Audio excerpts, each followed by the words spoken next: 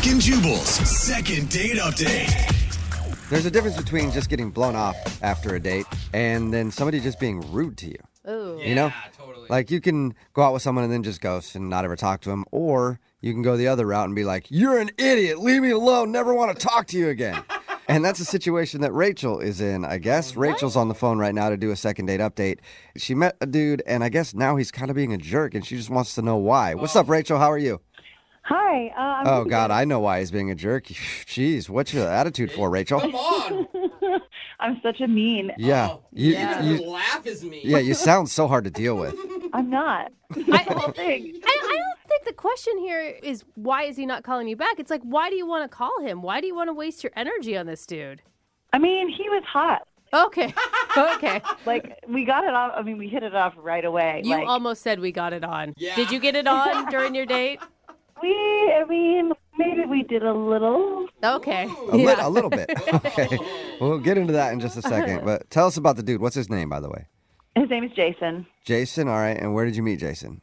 I met Jason at a house party. Okay. We were at this party together, and I was in the other room, and I could, see into the kitchen. Uh-huh. And I could just, tell from the back of his head that he was, so hot. Like, I just saw him. I didn't even see his face. Dude, if a man is hot from the back of his head, he is definitely... I've never heard that. Well, you ever look at someone from behind and you're like, man, they're hot. Yeah. But sometimes they turn around and you're like, whoa, was I wrong? Yeah. Not in this case? No, not in this case. I mean, it was gorgeous man, a light was shining around him. He was the life of the party. He looked so good. And then I was just sort of I locked eyes with the back of his head, but I was waiting. And then finally he did turn around and I was like, I knew it. I knew it. Yeah, I mean, I was totally right. Did you approach him or did he approach you? Well, I kind of casually made my way into the kitchen and I walked over to his group of people he was talking to and just, sort of basically laughing at everything that he said. Oh, so you just sort of inserted yourself in the conversation and then just started laughing at whatever he was talking about. Yes. I thought I was pretty smooth about it, but I mean, I was going in. You know what I mean? Okay. I was making an approach. And did he notice you right away? I mean, eventually he did. He noticed that I thought he was hilarious and clearly thought that he was, hot because I was, staring at him laughing. But, it felt like he was reciprocating, Well, you said that you guys kind of got it on, so I guess he probably was reciprocating. Yeah, I would say that. Yeah. How'd the rest of the evening go? I want to get to the... It was mostly awesome. A little tiny awkward thing happened, but mostly we were basically I realized that nobody was around us. It was just the two of us. And we were really having a good time and we were having drinks. And eventually we made our way outside. And we were outside and talking, and then we sort of found our way to the side yard, and we're not talking so much, and we're more making out a little bit. Okay, Oh, all right. side yard makeout session. Hey. Yeah, that's so nobody can interrupt. Yeah, it was kind of great because it was just we were still at the party, but we were in our own little space, and we basically started fooling around, and we were having a lot of fun. Things were getting a little crazy. Mm-hmm. And we sort of slammed into a trash can. Jeez. Yeah, things were getting Wow. crazy. Oh, damn. My God. Yeah, She grabs him and just... Yeah. seriously. What happened? Well, the trash can was one of those loud kind, and it tumbled to the ground, crashing into the pool deck area. It was really loud and a little Jeez. awkward. Okay. And basically, the host came out with a flashlight and totally shined it on us. Yeah, that's awesome. Break it up. Yeah, they're expecting raccoons, and they come Seriously. around to see you guys make it out. Yeah, it was we were totally caught. Yeah.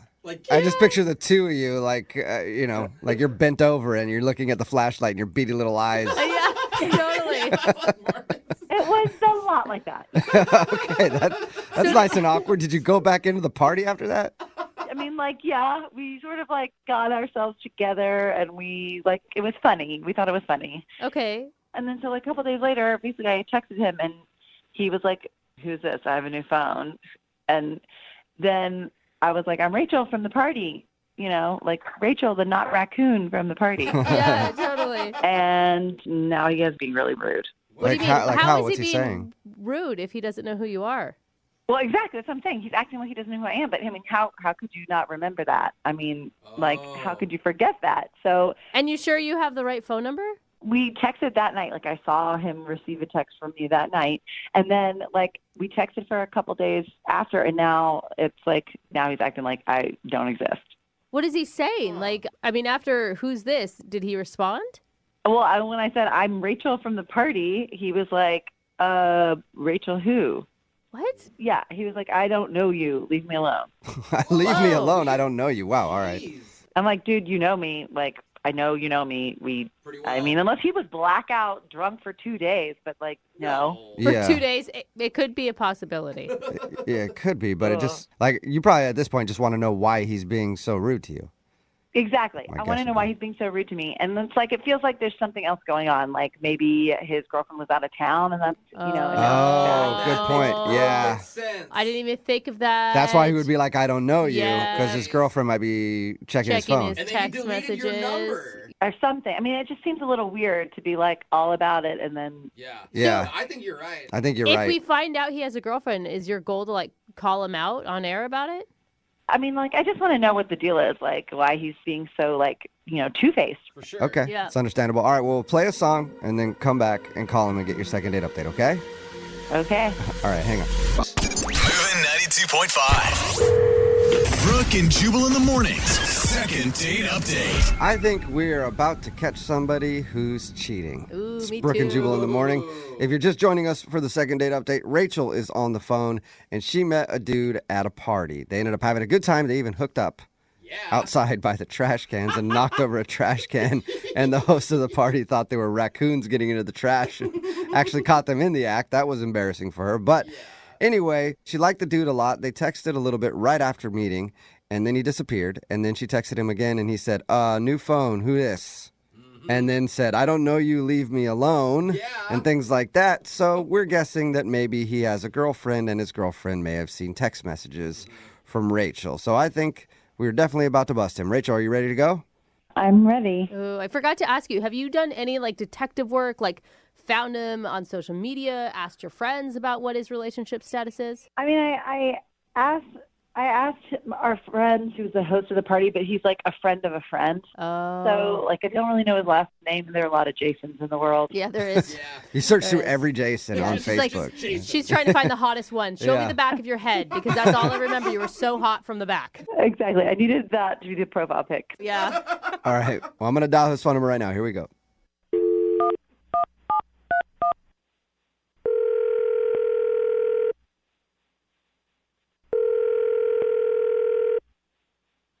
Hello? Can I speak to Jason, please? This is not Jason. I'm sorry, what? This isn't Jason. That is. Oh, all right. Well, who is this then? This is Trevor. Okay. Well, this is Jubal from the radio show Brooke and Jubal in the morning. Do you know Jason at all? Wait. No, you're not. Yeah. Oh, you Yeah, I listen, am. Trevor. Are you kidding me? No, I'm not. Hey, Trevor. Oh my God, I follow you guys on Instagram. Sweet. Oh. Thanks, Trevor. Sweet. Appreciate it. What are you guys calling me for? What, did I win something? No. No, you didn't. I'm not even trying to call you, Trevor. I'm trying to call a dude named Jason. Well, that hurts. If you don't remember the God. beginning of our conversation.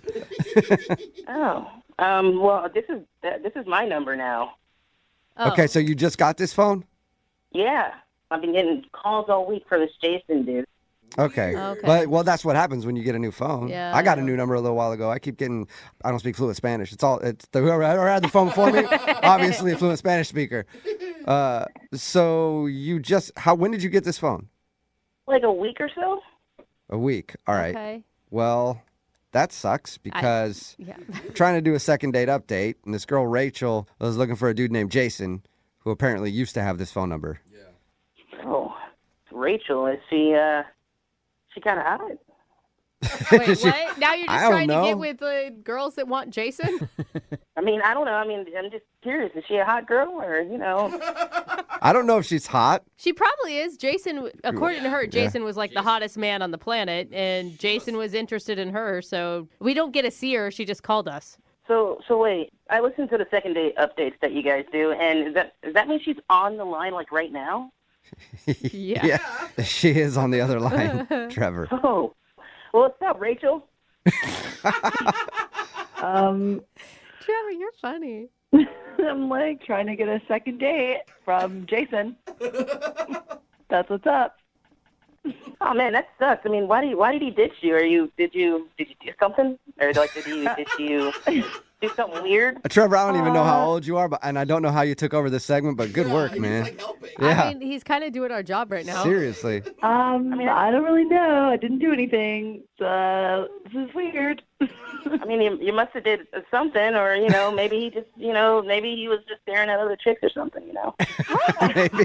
Trevor, he doesn't have his phone number anymore. She can't get a hold of him. You obviously have his phone number. I mean, yeah. I mean, I have the phone number now, but I mean, that was a week ago. That's old news. Jason's old news. All right, no, this is really cool. This is cool. So, Rachel, tell me what happened. Tell me what Tell happened. Trevor. Let Trevor fix it for you, Rachel. I mean, it's like why? I mean, I don't know. It's not that. Why am I talking to you about this? Like, it's, like this guy Jason and I met at a party, and we really hit it off. I'd like to talk to him again. I mean, did you guys hook up at all? What? That's none of your business, Trevor. Oh, that totally sounds like you did. He totally did. Oh my God, Trevor! Trevor, I love you. Rachel, you're being trolled by this dude. I mean, I'm a single guy. Oh my God, what is happening right now? You want to go on a first date with me? Oh, wow. Oh, well, Trevor, I mean, give her some stats. What do you have to offer her? What do you look like, man? I mean, I'm pretty handsome. I just got a job. And Yeah, you got some. I mean, I'm like that. Those are good qualities to have, a job and handsome. I think that you might be. I'm just guessing, a little, a decade younger than me. I think maybe. I mean, I'm old enough to at least have the phone now. So. I'm old enough to have a phone. And a job. Yeah, he's got a phone, just got a job. And he's got swag. Yeah. But he's in high school. What do I you know think, it. Rachel? I think. I mean, I can't really believe that this is happening. I mean, you better believe it, baby. I mean. Baby. Just, I mean, listen, you got ghosted by him. I'm not trying to ghost you right now. Yeah. Right now. Right now, though. Uh-huh. Who knows? Rachel, are you considering this at all? He's charming. I mean, I really don't think so. Oh, come on, Rach. I mean, listen, we can even just hook up later. Yeah, I'm not going out with you. You sound like you are in high school. I'm not in high school anymore. Currently, because you're on the phone with us, but later on, you probably have to go to school. I mean, yeah, I've got classes later. That's about it. Okay. This is not exactly what I thought was going to happen with this phone call. Come on, Rach, give me a shot. Let's just hang out. Just maybe there's a reason that we have our numbers now, each other's numbers. Maybe there's a reason that this happened. Ooh, kismet. Fate. Rachel, would you go out on, I guess, a first date with Trevor, who I think is a high schooler? Yeah, and we will pay for it. I don't think it's legal. I just want to throw that out there. I think I'm going to pass. I mean, Yeah? you sound like you're very charming, Trevor, Aw. but I think maybe in a few years, when you get out of grad school, let me know. You don't want me to Google the age of consent in this state and then make your decision after that? I mean, I'm flattered. I think, yeah, I don't think so this time. Oh. Well, I mean, good luck with that Jason dude or whatever, that jerk. And he's still got my number, so if you ever want to talk about it, I'm here. I'm here for you. I'm here. He's persistent. Yeah, he is. Brooke and Jubal in the morning. Take a seat. Text in at 78592 that says, you need to hire Trevor as an intern right now. Yeah. He's hilarious. It's Brooke and Jubal in the morning. If you missed today's second date update, Rachel called us and she wanted us to get a hold of a dude named Jason. They met at a party. They hooked up actually in the side yard and got caught by the host. And they texted for a day or two afterwards. And then suddenly he stopped responding and then started responding rudely. Like, who's this? I don't know you. Leave me alone. And then we called that number and a kid named Trevor answered and said that he just got a new phone. Yeah. So obviously Jason had canceled his phone service and Trevor must have got his new number. And then Trevor started hitting on Rachel and tried to get her to hang out sometime. Dude, She said no because Trevor sounded like he might be late for social studies class. Right? He was definitely in high school. Totally. Yeah. But he had so much game. Yeah, people texting in like, this Like, guy's a legend what? already. Yeah, dude, I think she almost said yes. Right? I think so. Until she had to check herself and be like, wait a minute, I don't need to go to prom again. Yeah. Yeah. This Trevor kid is going to take over the world someday. Yeah. So it was a pleasure to meet him. And hopefully he finishes up his last couple years of high school and then maybe gets a date with Rachel. Remember, if you want to do a second date update, all you have to do is email the show and we will call the person who didn't call you back. Brooke and Jubal's second date update. Life is full of regret. Oh I my should have gosh. done this. I shouldn't have done that. Wow. I definitely shouldn't have done that. That's going to leave a mark. You know, we all have them. And Kayla, who is on the phone today to do a second date update, has a regret. We'll get into that in just a second. But first, Kayla, how are you? Hey guys, I'm good. How are you? Good. Thank you for doing a second date update with us today. Why don't you tell us a little bit about the guy that you want to call today? His name's Johnny, and I met him online. I don't have a ton of free time, so I've been trying online dating because that just seems like, you know, the best way to meet people. That's the But- easiest way to meet the creepiest people possible without actually having to go talk to them in a public place. For sure. Well, it's like you can kind of weed out some people, but, you know, And was this one of the first online dates you went on? I mean, I've been on like 2 or 3 over the course of the time I've been on this site because I just don't have that much free time. So when I met this guy, Johnny, I was like, he seemed like a really nice guy, and I was excited because I actually had a time that could work for both of us. What did you guys do when you went out? We just went out for drinks after one of my work days. You know, I feel like weeknights are good because then you don't have that much pressure. You know, I have something to do the next day. So in case it like doesn't go well, I can get out of there. And what was your first impression of him? He was really cute, and he has this really great smile, and he went and talked to the host for us to get us some seats, and I noticed as he was walking away that he also has a really cute butt, so that was a surprise. That always helps. Yep, totally. And so you liked him. Everything was cool on your date? Yeah, you know, he seemed really nice. The conversation was like, okay, it was like not horrible, you know, but it was like a little bit slow. I figured, That's a rave review. Not horrible. Like when I go to a restaurant, I love to get not horrible food. I know. I feel like we just didn't have like an instant, you know, like click, you know what I mean? We were both like nervous and we'd never met each other before, and so it was fine, you know. He was totally nice. It just wasn't like instant like spark connection. Okay. And that brings us to your regret. Why don't you tell us a little bit about what you're regretting? Okay, so we've been talking for like a little bit, probably like 15 minutes, and then he noticed that I had a crossword puzzle in my bag, because I do crossword puzzles on my commute, and it's just like, you know, a fun way to sort of clear my head. But what was weird about it is that he noticed it and he mentioned it, and he was like, "Oh, huh, you must be really smart." Because you do crossword puzzles?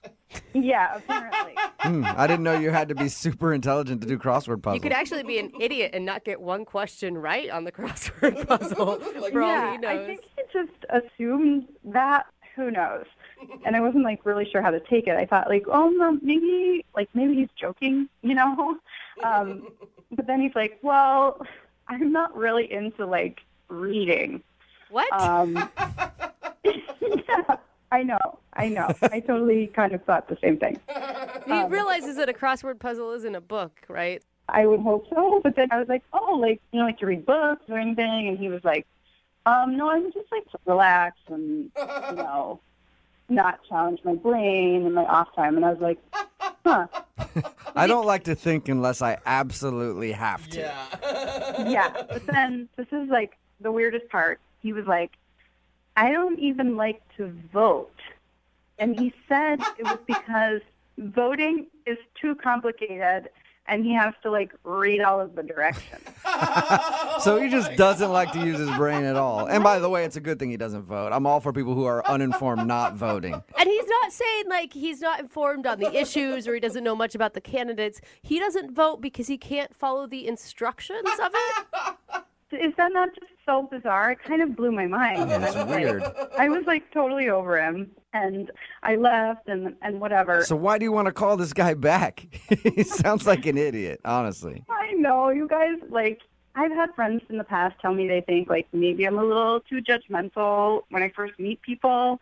And, I don't know, like 3 weeks went by, and I was like, well, he was nice, and he didn't say anything, like, offensive. He just didn't really say much at all. So I was like, well, maybe he was nervous, and he just made, like, a mistake. And so I'm kind of thinking, like, maybe I should give him another chance. You actually blew him off, and now you want to do a second date update to call him and ask him out again. That's never happened. Yeah, I mean, I don't know, like, I'm trying to be more open. So after your date, did he try to contact you and ask you out again and you just ignored him, or have you guys not spoken at all? Well, he actually texted me like a couple days later, and I just sort of ignored the text. I just didn't really know what to say. And so I feel bad about that, too, because there's, like, no reason that I should just, like, pretend he doesn't exist, you know? I'm so confused why you feel bad. Like, you called the conversation not terrible, and then you feel bad that you rejected a guy who says that he doesn't vote because he can't follow the instructions. Well, yeah, I mean, I don't know. I feel like it was kind of a snap judgment on my part. I feel bad, and I'm like, a second date wouldn't be horrible. I've gone out with some other, like, real jerks since him, and, like, you know, what's the worst thing that could happen? He's a totally nice guy, and, like, maybe he really just has a really great sense of humor, and he was just kind of, like, testing me, you know? So basically, after going out on a few dates, your standards have been lowered, and now you want to ask him out again. I mean, hopefully not, but a second date would help me figure that out, right? So after you blew him off, Oh, my God. when you guys went out and he texted you and you just ignored him, have you tried to ask him out again since then, or is this going to be the first time that he's hearing your name since you guys went out? I did text him, like, a couple days ago, but now he seems to be ignoring my text. So The tables have turned. Yeah. All right. Well, we'll play a song, come back, Oh, my God. call him, and get your second date update, all right? Okay, that's awesome. Thank you. Hang on. Moving 92.5. Brooke and Jubal in the mornings. Second date update. My only hope for today's second date update is that the guy, when we call him, he's actually able to figure out how to answer a phone. It's Because he questionable. sounds like one of the dumbest people on the planet. And for some reason, Kayla really wants to call this guy to go out on a second date with him. If you're just tuning in, Kayla is on the phone. She told us about a date that she recently went on with a guy named Johnny.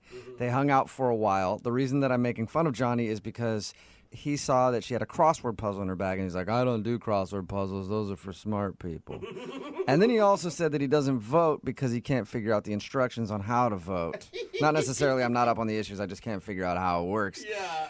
And after that date, she blew him off because of that. Yeah. And that was like 3 or 4 weeks ago. And because she's gone out on a couple of other dates with people who are even worse than that, now she wants to get this guy on the phone and ask if he'll go out with her again. Kayla, I'm about ready to dial his phone number. Any last words? Wow, you really paint a picture of me being like the most desperate person in the world. I didn't really have to do much painting, Kayla. You kind of did it for yourself. And to make you feel better, it's just more of a sad testament to the state of online dating, I think, than anything else. Maybe I just described it worse than it actually was. He was a nice dude. He was cute. I want to see him again. Okay, I'm going to dial his phone number right now and get him on the phone. Here we go.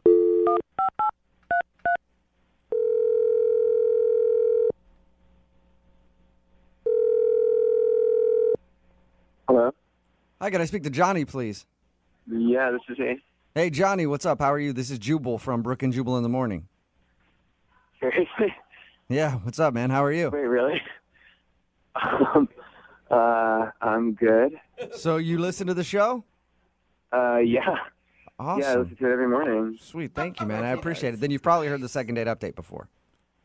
Is that why you're calling me? Yes, that is exactly why I'm calling you, Johnny. Okay. I know how this works. I know you have someone on the other line, and just tell Leslie that I never want to see her again and that she's a Whoa! Well, that's interesting. I can tell her that. Sure, Johnny. Hello? Oh, Johnny's gone. Did he hang up? That Leslie girl sounds terrible. Who's Leslie? I don't know. Kayla, is there a Leslie that you didn't tell us about? What? Do you know who Leslie is? I have no clue who Leslie is. It has to be some other girl that he's doing online dating with, or Something. Yeah. But, like, who would even say that? I have no idea. So he didn't bring up a Leslie on your date or anything?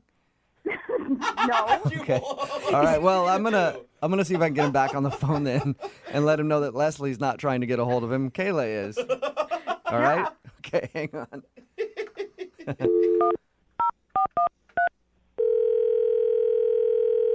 Look, I told you before, I don't want to do this, okay? Johnny, I really Johnny, don't want to talk to you. Johnny, I'm not calling on behalf of somebody named Leslie. No, Jubal, I know that this is what you do. Like, I know this is like a thing that you guys do, and I just don't want to. I don't want to be a part of it. I'm not, Johnny. I promise, I'm not messing with you. There's somebody other than Leslie that wanted to do a second date update. Yeah, we don't know who that is. We don't even know who Leslie is at all. She sounds terrible, though. I don't believe you guys. Like, I don't like. Well, that Okay, was- Johnny, how about Part of the this? show, like- Okay, Johnny, hang on. Don't hang up yet. I'm calling because a girl named Kayla wanted to get a hold of you. Nobody named Leslie at all. Kayla? Yeah, do you remember going out on a date with somebody named Kayla? Oh my God. Yeah, It was about 3 weeks ago, 4 weeks ago, something like that? yeah. That's what this is about. This is from Kayla. Yes, this is about somebody named Kayla, not somebody named Leslie. God, is she listening to this? Kayla? No, Kayla is gone.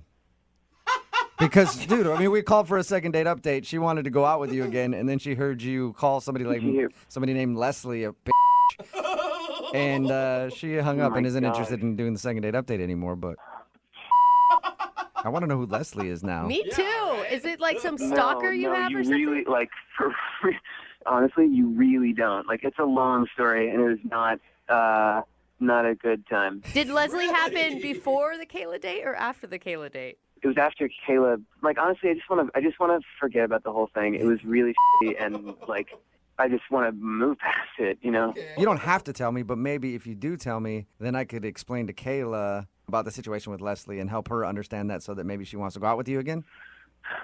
Yeah. I mean, like, I could tell you guys, but like, I don't want you to go and tell Kayla because it's like a really weird story, and like, I don't want her to know that. I won't. I don't know. I won't tell her specifics about this Leslie girl. And she's Okay. got to be understanding. I mean, she said that she's gone on some pretty horrible dates from the same site you guys met on, too. Yeah. Okay. At this bar, we drank way too much. We wound up hooking up in a Wendy's bathroom,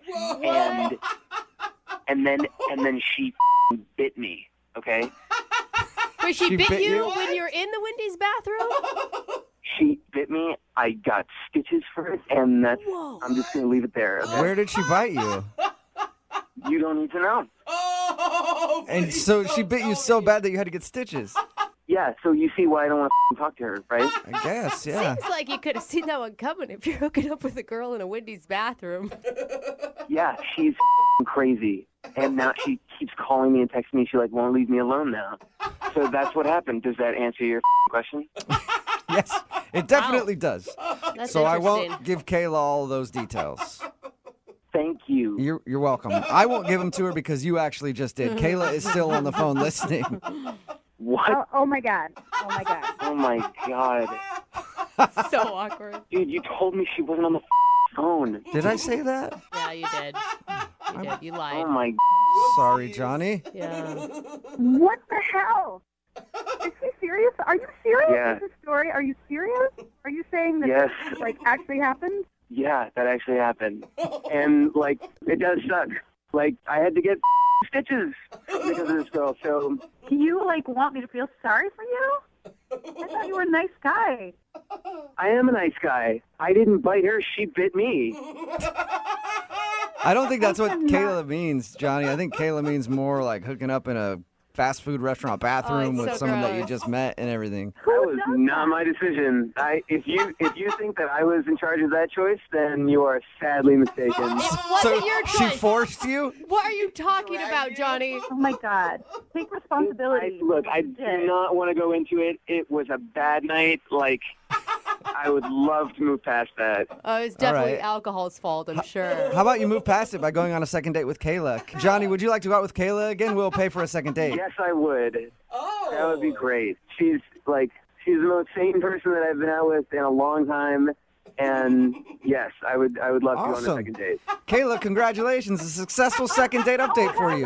No way. I am not going out with this guy again. You're changing your story. You're God. changing your tune now. Before, you were saying like you thought he was sweet and you'd want to go out with him again. You guys, seriously, no way. No way. Like, really? Now that I know that he got bit in a fast food bathroom? No way. Are you sure? Come on. Yeah, I am 100% sure. Listen, like I'm not saying that it's ever happened to you before, but it's probably happened to a lot of people. Like that was not my Johnny, fault. I don't know how many other people she's bitten in bathrooms, but like You're the only person I know that has that story, Johnny. The bathroom biter. I mean, I was truly the victim there. So Okay. not my fault. So, Kayla, there's no chance on you giving Johnny another shot now. No way. Kayla, I really liked you, and you were really cool, and you were like kind of one in a million, and I would like to go on a second date with you if you're up for that. That's romance. That is. No, definitely not. I don't go out with guys who get bit in fast food restrooms. No way. Wow, you do have high standards, Kayla. Yeah. You're never going to find love this way, ever. Brooke and Jubal in the morning. Brooke and Jubal's second date update. Normally, when we do second date updates, it's been like a couple weeks since somebody hasn't gotten a call back. Right. But we got an email from a dude who wants answers now. And his date happened last night. Patience, So sir. he emailed us and asked if we could do a second date update for him right away. His name is Adam, and he's on the phone right now. Adam, why couldn't you wait a couple days to do your second date update? I really want to know what happened like really soon because I'm really afraid that I did something really wrong. So I gotta have help. Hold on. I feel like you need some chill is what you need in your life. Well, honestly, I'm pretty sure once you hear this story, you'd want to know too. Whoa. All right, well, let's get into the story then.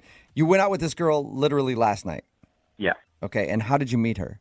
So I was at a coffee shop and kind of did one of those like random, cheesy, hopefully romantic things that worked out, and it worked out really well. What was it? I need to know your trick.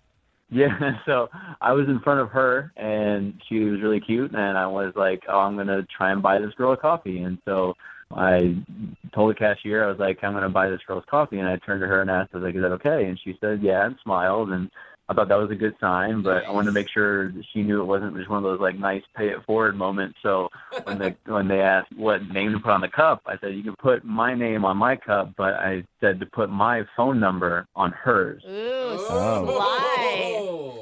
And so I was like, hey, I hope you enjoy the coffee, but, no pressure. If you're interested, here's my number, and I hope to hear from you. Dude, I'd call you back too. That is smooth. And there's no like instant like obligation, right? I'm pretty sure 98% of women would fall for that move. Yeah, I think she's in that 98% because it worked. She gave me a text.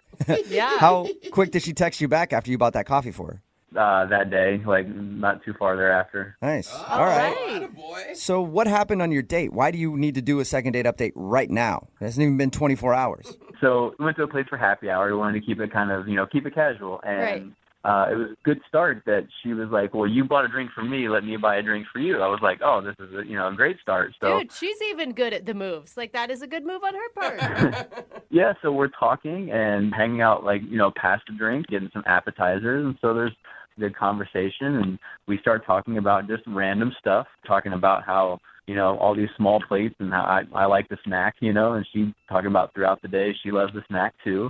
And I don't know where it came from, but we started talking about yogurt. Ooh, you guys had the yogurt talk on a first date? Man. Moving fast. Yeah. Is it What's like next? Greek or non-fat? What do you like? I told this super lame story about how I didn't like it at first, and now I love it, and I can't like go through a day without it. And we were talking about favorite flavors, and this is where it started and stopped was I was like, oh, I just really like plain Greek yogurt. And I kid you not, I finished the word yogurt and she starts crying. Cry? What? Out of the Like, blue? literally, I'm telling you, and I've run through the story a million times. I finished the word yogurt, and she is crying. And so I mean, it was such a quick thing that I was like looking around. Did something happen I didn't know? And I said, I'm sorry. Like, did I say something wrong? And she didn't really answer me. And I said, I made some joke about saying Greek yogurt, which said it again, which is evidently something I shouldn't have said again because she started crying even more. What? And Wow. She's like, it's too tangy for me. I can't handle it. Yeah. And so she started to get up and is like, I'm sorry, I have to go. And I'm like, really? And she turns to leave. And I honestly, I feel kind of bad now, but I get up to follow her. And I was like, I'm sorry. Is there anything that you need? Like, did I say something wrong? I'm hammering through everything that I can. And she literally told me, I'm sorry, I just have to go. And I, of course, let her go because I'm not going to follow her any more than that. And that was honestly the last time I've seen or heard from her. Wow. Why do you think she started crying when the topic of yogurt was brought up? I have no idea. Okay, wait, I mean, did something else happen, though, that coincided with the yogurt topic? Like she got a text or... And that's what I thought. The first time I said, I looked around, there had to be some other factor in this conversation or this moment that led to this, but I keep hearing the word yogurt over and over in my head. Well, it was a cold, callous thing to say to her that you like Greek yogurt. I mean, I'm sticking up for her on that, but I really have no idea why she would have started crying then. Yeah, and hopefully it makes you understand why I was like, I need help with this almost immediately. Okay. Well, have you tried to get a hold of her? I mean, did you hit her up after and be like, is everything okay? Yeah, I sent her a text and it was basically kind of non-committal and supportive, saying, I hope everything's okay. Let me know if you need anything. But I don't know if even that was the wrong thing to do. Okay, well, we'll play a song, come back, call her, and find out why the topic of Greek yogurt made her cry so hard that she walked out on your date. In your second date update right after this, okay? Sounds good. Thank you. Moving 92.5. Brooke and Jubal in the mornings. Second date update. Why in the world would Greek yogurt make somebody cry? We're hopefully going to find that out if you're just joining us for today's second date update. Adam is on the phone, and he met a girl that he really liked at a coffee shop. They met up for drinks, and during their date, he said everything was going fine, and then they got into a conversation about yogurt for some reason. He brought up the fact that he likes plain Greek yogurt, and then she cried, got up from the table, walked out to her car, and left, and hasn't talked to him since. Now, it hasn't been a long time. It was just last night. But he's so confused that he wants to do a second date update right now. Adam, I never got her name from you. What is it? Oh, yeah. Yeah, it's Kristen. Kristen, okay. And there wasn't you were having a conversation and you weren't listening to what she was saying, and she was actually talking about her dog dying, and you just happened to be talking about yogurt or something, right? She asked me what my favorite flavor was, and that was when I said plain Greek yogurt, and that was it. Okay, wow. So you know that it was in line with the conversation. Yeah, no, I am positive. I'm a good listener. It was a good conversation, and I am 100% positive that I was paying attention. Yeah. Okay. Wow. Well, we'll dial her phone number right now, see if she answers, and see if we can find out why, okay? Cool. All right, here we go.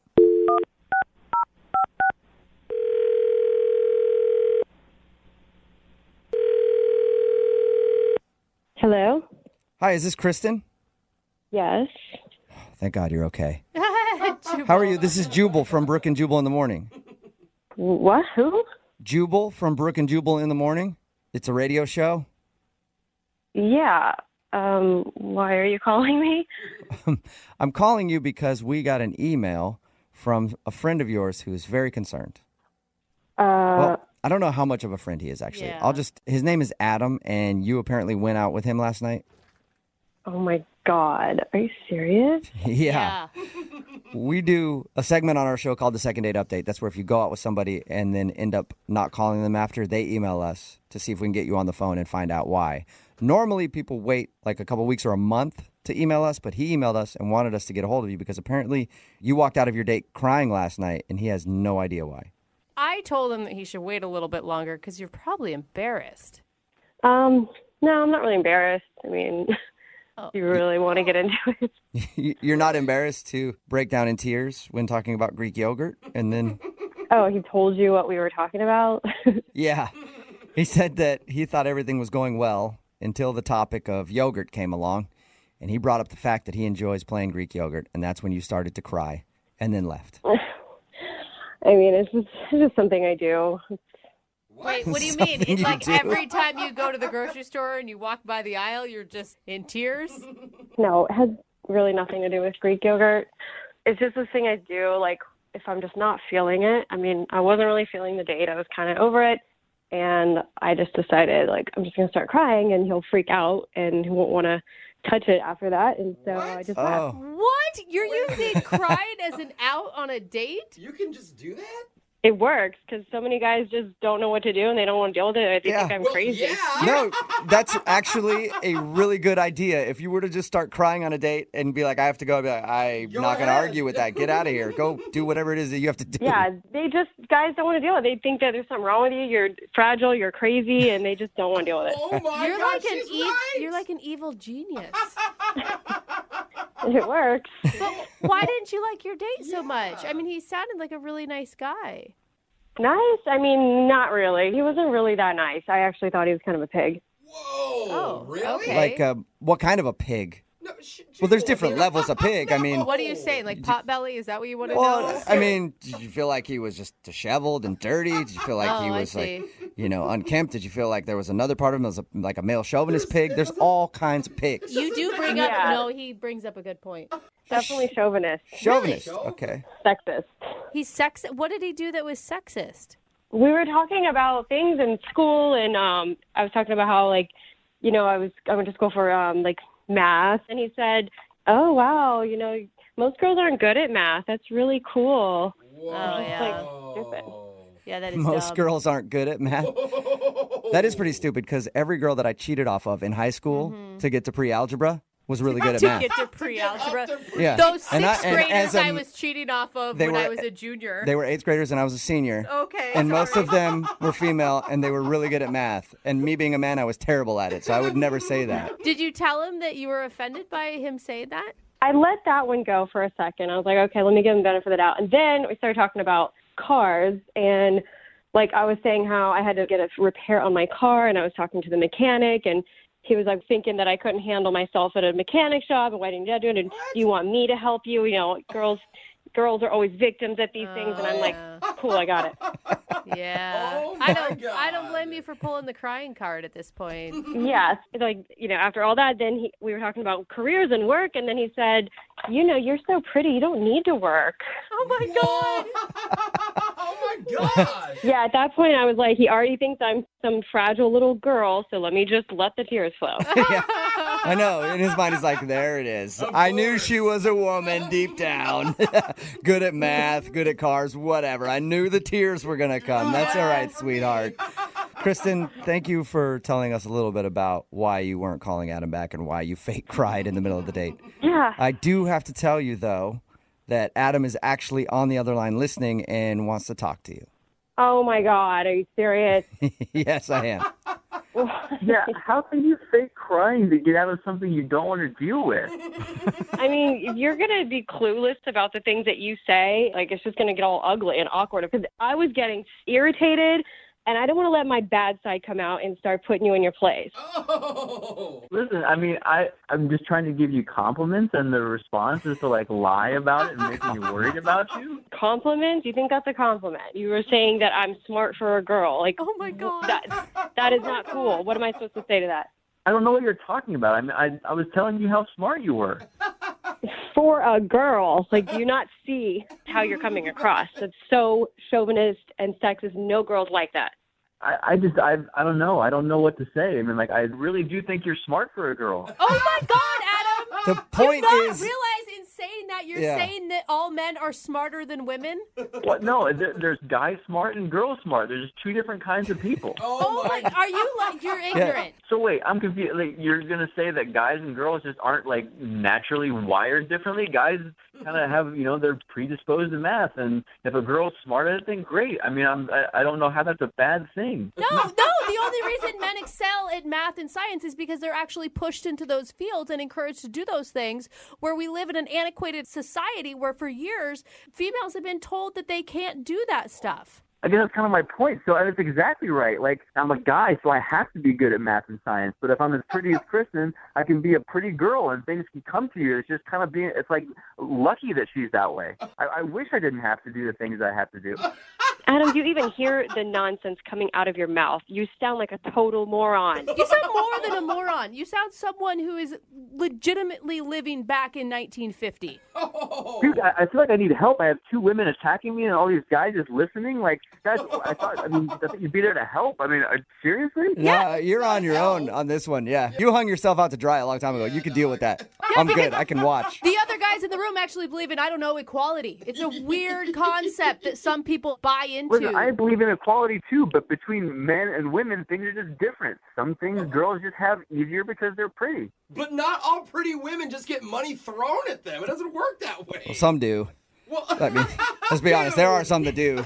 There are some pretty dudes that get money thrown at them too. I don't know how they do it. I am jealous of all of pretty people for getting money thrown at them. That's rare. But Adam, you can see why she didn't really like your date, can't you? I don't know. I guess we're just not a good match because I don't think I did anything wrong. And that's the problem. That right there is exactly the problem. Oh my God, Adam, I feel so sorry for you. Well, that sounds like you might be interested in going out with him again, Kristen. I'm not as smart as a girl, but not. I am picking up on a vibe. Would you like to go out with Adam one more time on a second date? We will pay for it. Definitely not. But we'll pay for it. I have the money that you might not have, Kristen. Because us little women, how could we ever make ends meet? Can't say no to that. Oh, no. I don't want to get money thrown at me because I'm pretty. Well, I'll throw it your way if you want to go out with Adam again. No, thank you. Oh, all right. Sorry, Adam. I tried to get you a second date there. Yeah. It doesn't sound like it. What are you talking about? I tried to appeal to her womanly sensibilities of wanting to get money for free, and it didn't work. Whatever. I'm done with this. All right. Well, too bad. Regardless, thank you for emailing us to do a second date update, okay? Yeah, I don't think I'm ever going to turn to you guys for help again. He's stubborn like a typical man. Brooke and Jubal in the morning. The song's not bad for a chick. Oh, my God. It's Brooke and Jubal in the morning. Don't make me hit you, Talking about today's second date update. If you missed it, this dude Adam wanted to call a girl named Kristen who wasn't calling him back after their date. She actually broke into tears on the date and left. Yeah. We got her on the phone and found out that's her go-to move. When she doesn't like a date, she cries and then leaves because most of the time guys don't want to call a girl back if she does that. The reason that she didn't like the date was because Adam is a sexist. Big time. And he doesn't know it. Yeah, he thinks he's giving her compliments. He's like, you're really smart for a girl. And I like how he said, I believe in equality, just not for men and women. Yeah. What? I believe in equality for other things, but when it comes to men and women, we're too different, and ladies can simply not handle themselves out in the regular world, and they need a man to guide them. Oh, my God. Thank goodness for him. Yeah. They decided to not go out again. Yeah. Well, she decided to not go out with him again. Yeah. Which is weird, a woman standing up and making a decision. Oh, man. Progress is true, people. Yeah, get back in the kitchen, lady. Remember, if you want to do a second date update, all I have to do is email the show, and we will call the person who didn't call you back. Brooke and Jubal's second date update. How do you define what a romantic kiss is? Is it 30% tongue? 50% tongue? 120% tongue? It's like no lip at all. For me, I define a romantic kiss all based on where the thumb goes. But I'm different than others. And Andrea, who is on the phone today, says that her meeting with a guy ended with a romantic kiss. So why is he not calling her back? I don't know. We're about to find out. Andrea, what's up? How are you? Good. How are you all? Good. How do you define a romantic kiss, Andrea? I think like 50% tongue. Like a nice medium, start nice and gentle, and work its way up. Did he like cradle your head with both of his hands and gaze deeply into your eyes? Oh yeah, a little bit of hair playing, Wow. Hair? All right. Like Poland? Like, I don't... Yeah, I mean, it was definitely the best kiss I've had in a while, so I don't know why he's not calling me back. Well, tell us a little bit about him. What's his name? His name is Tim. Tim. And how'd you meet Tim? I met him at a friend's work party at a bar. Okay. And did you know him beforehand or? No, she introduced us that night. I noticed him as soon as I walked in, though. He's so my type. Tall, gorgeous dark hair, these like baby blue eyes.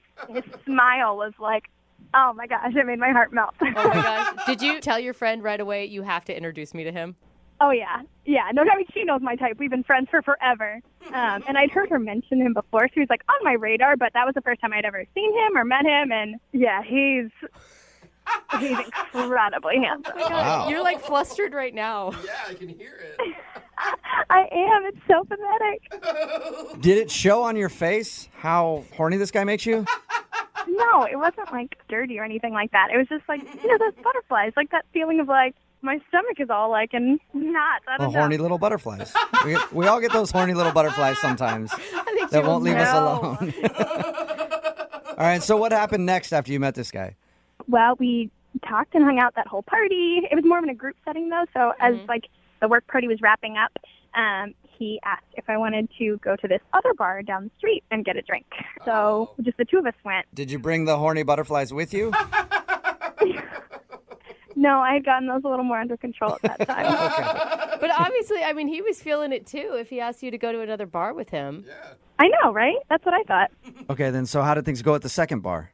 Well, we talked, but he was getting a little more flirtatious, like put his arm around me and like really sweet. I wish it just started getting late, though, and it was a work night, so around like 11 o'clock, we're like, should probably go. So he called me a cab. Super gentleman. Yeah. Were you guys pretty wasted by this point? I'd say like happily tipsy. Okay, so not super hammered. Yeah. No, like I could still think and form sentences and, Okay, so he called you a cab, and is that when the romantic kiss happened? Yeah. So he kind of walked me outside and like he kissed me, and then he did this adorable like little like spun me out and like brought me back in for like a final kiss, and it was super sweet. And so I took it as a sign. I was like, hey, we should do this again sometime. Did he seem almost like too smooth? Like he's done this so many times that he's got like a program. He's got a move. Yeah, that's what I mean. Like the twirl seems like a little almost over the top. It seemed genuine. Like in the moment, maybe I was a sucker, but he seemed super genuine and just smooth, but not in like a slimy way. Yeah. Okay. So I was tired. I went home. Didn't even realize that I didn't give him my number. So I was like, well, if he'll want it, he'll find it. So I waited a couple of days, and nothing. So I got a hold of my coworker and was like, hey, this is weird, but can I have his number? Like, we haven't talked. And she sent it to me. And so I texted and was like, hey, this is Andrea. I had a really great time the other night. Just wanted to make sure you had my number. Did he respond to that at all? Yeah, all he said was thanks. That's it? Wow. Really? Just thanks? That Like, was it. no, thanks, I had a good time too, or thanks, I'll see you later? Yeah. No, just thanks. Ouch. Wow. That sucks. Yeah. Whoa. Why do you think he would be so cold like that after what sounds like a great evening? I don't know. I mean, I've been trying to figure it out because I don't want to be too clingy or too forward, but Right. the only thing that I can think that it might be is when we were talking and hanging out at the second bar, I mentioned to him that I still live with my parents, like I still live at home. Ooh. And he kind of gave me a little bit of an odd look. So I don't know if, he was just playing it cool that night, but thinks I'm not mature enough for, like, I don't know. So you think that he might not want to date you because you live at home with your parents? I guess. I mean, I have a job. I'm responsible. It's not like, I'm living in the basement playing video games all day. Some guys like that. Yeah. Nothing wrong with Yeah. All right. I can play a mean Mario Kart, but All right. Well, we'll play a song, come back, call him, and get your second date update, okay? awesome. Thank you, guys. All right. Hang on. Climb on board. Moving 92.5. Brooke and Jubal in the mornings. Second date update. If you're just tuning in for today's second date update, that music right there would be the sound of horny little butterflies. You know, the ones that get in your stomach as soon as you see somebody that you find attractive. Well, Andrea is on the phone, and she has a bad case of the horny butterflies. Oh, no. because she met a guy named Tim at her friend's work party. They hung out for a little while even after the work party and ended the night with a romantic kiss. But now he's not calling her back. She actually was able to text him and say, that was fun, we should do that again. And he just said, thanks. So apparently he's not hearing the same horny butterfly music that she's hearing in her head. But we're about to see if we can get him on the phone and find out why he's not calling her back. Andrea? Mm-hmm. Are you ready? I guess. Are you regretting doing this after being labeled as a horny butterfly girl? I guess I'll wait to hear what he has to say until I regret it. Okay. All right. Well, I'm going to dial his phone number right now and find out why he's not calling you back. Here we go. Okay.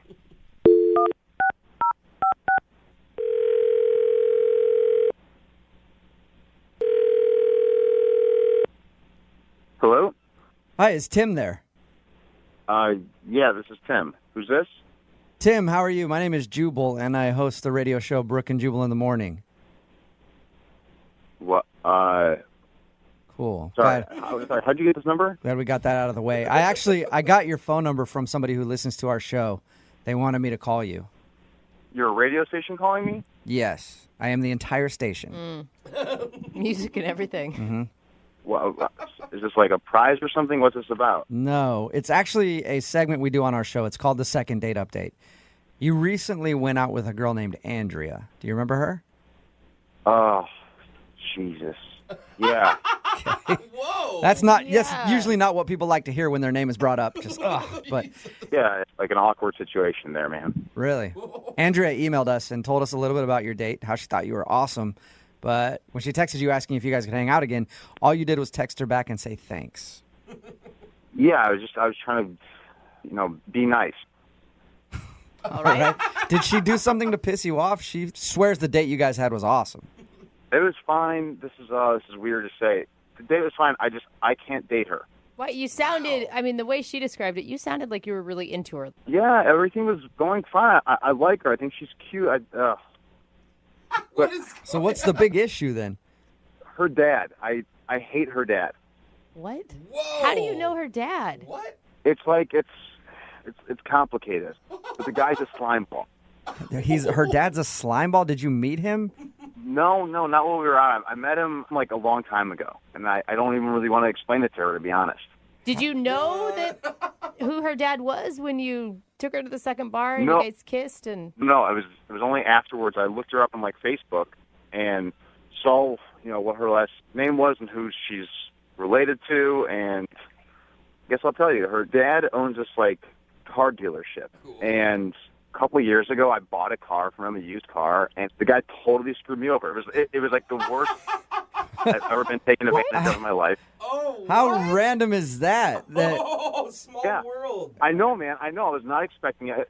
He gave me a car and a horrible interest rate, and it was one of my first times like getting a car, on my own. So like I didn't know any better really, but like the guy totally took advantage of me, and that was like a big turning point in my life. Like no joke. Like I was like I don't want to be taken advantage of anymore. Like I get smarter about this stuff, but I also like I want to prevent myself from that type of thing happening again, and I never want to see this guy again. okay, so wait, you don't want to talk to her because you think her dad, like she could be like her dad, or because you are afraid of this going into a relationship and you having to meet her dad? Well, first of all, she lives with her parents, so I'm guessing if it went into a relationship, I would run into the guy sooner or later. Right. And I don't know if I can control myself around him, to be honest. Like, I'm not going to be able to shake that guy's hand, But it could be like the ultimate form of revenge. I mean, To be honest, like that actually went through my head. Like, oh, I should just I should sleep with her and then,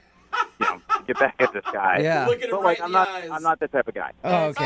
Okay. Man, you're a way better dude than I am, because if somebody screwed me over on a car, I would do that in a heartbeat. I'd go over there just to have dinner with him and stare him in the face and shake his hand and be like, Screw me guess what over." I just did? And you're positive that's her dad? 100%. Yeah. Oh, man. Wow. why wouldn't you just tell her that? Who wants to hear that? I can't date you because your dad's a like, true. Like, I don't need her to feel bad about it. Like, she raised her. I'm guessing she knows. And, like, I don't, like, maybe she doesn't. I don't know. Yeah, maybe if you guys were dating for a little while and it was, like, at the point where you had to be around family members, like, I can't be around your dad ever. But this is the first time you're hanging out and you realize her dad is the guy that screwed you over 3 years ago. Yeah. Like, why not cut the cord now and, like, say trouble down the line? Yeah, okay. Well, thank you for telling us why. That's crazy. Mm-hmm. Yeah. Yeah, I hate hearing about people getting screwed over and people being lied to, you know? Yeah, no, it's the worst. Yeah, that's probably why I should have told you this earlier, but she is actually on the other line listening and wants to talk to you. Are you serious? Yes, I am. Hey, Tim. It's Andrea. You heard that entire thing? Yeah, I heard everything you said about me and my dad. I didn't say anything bad about you.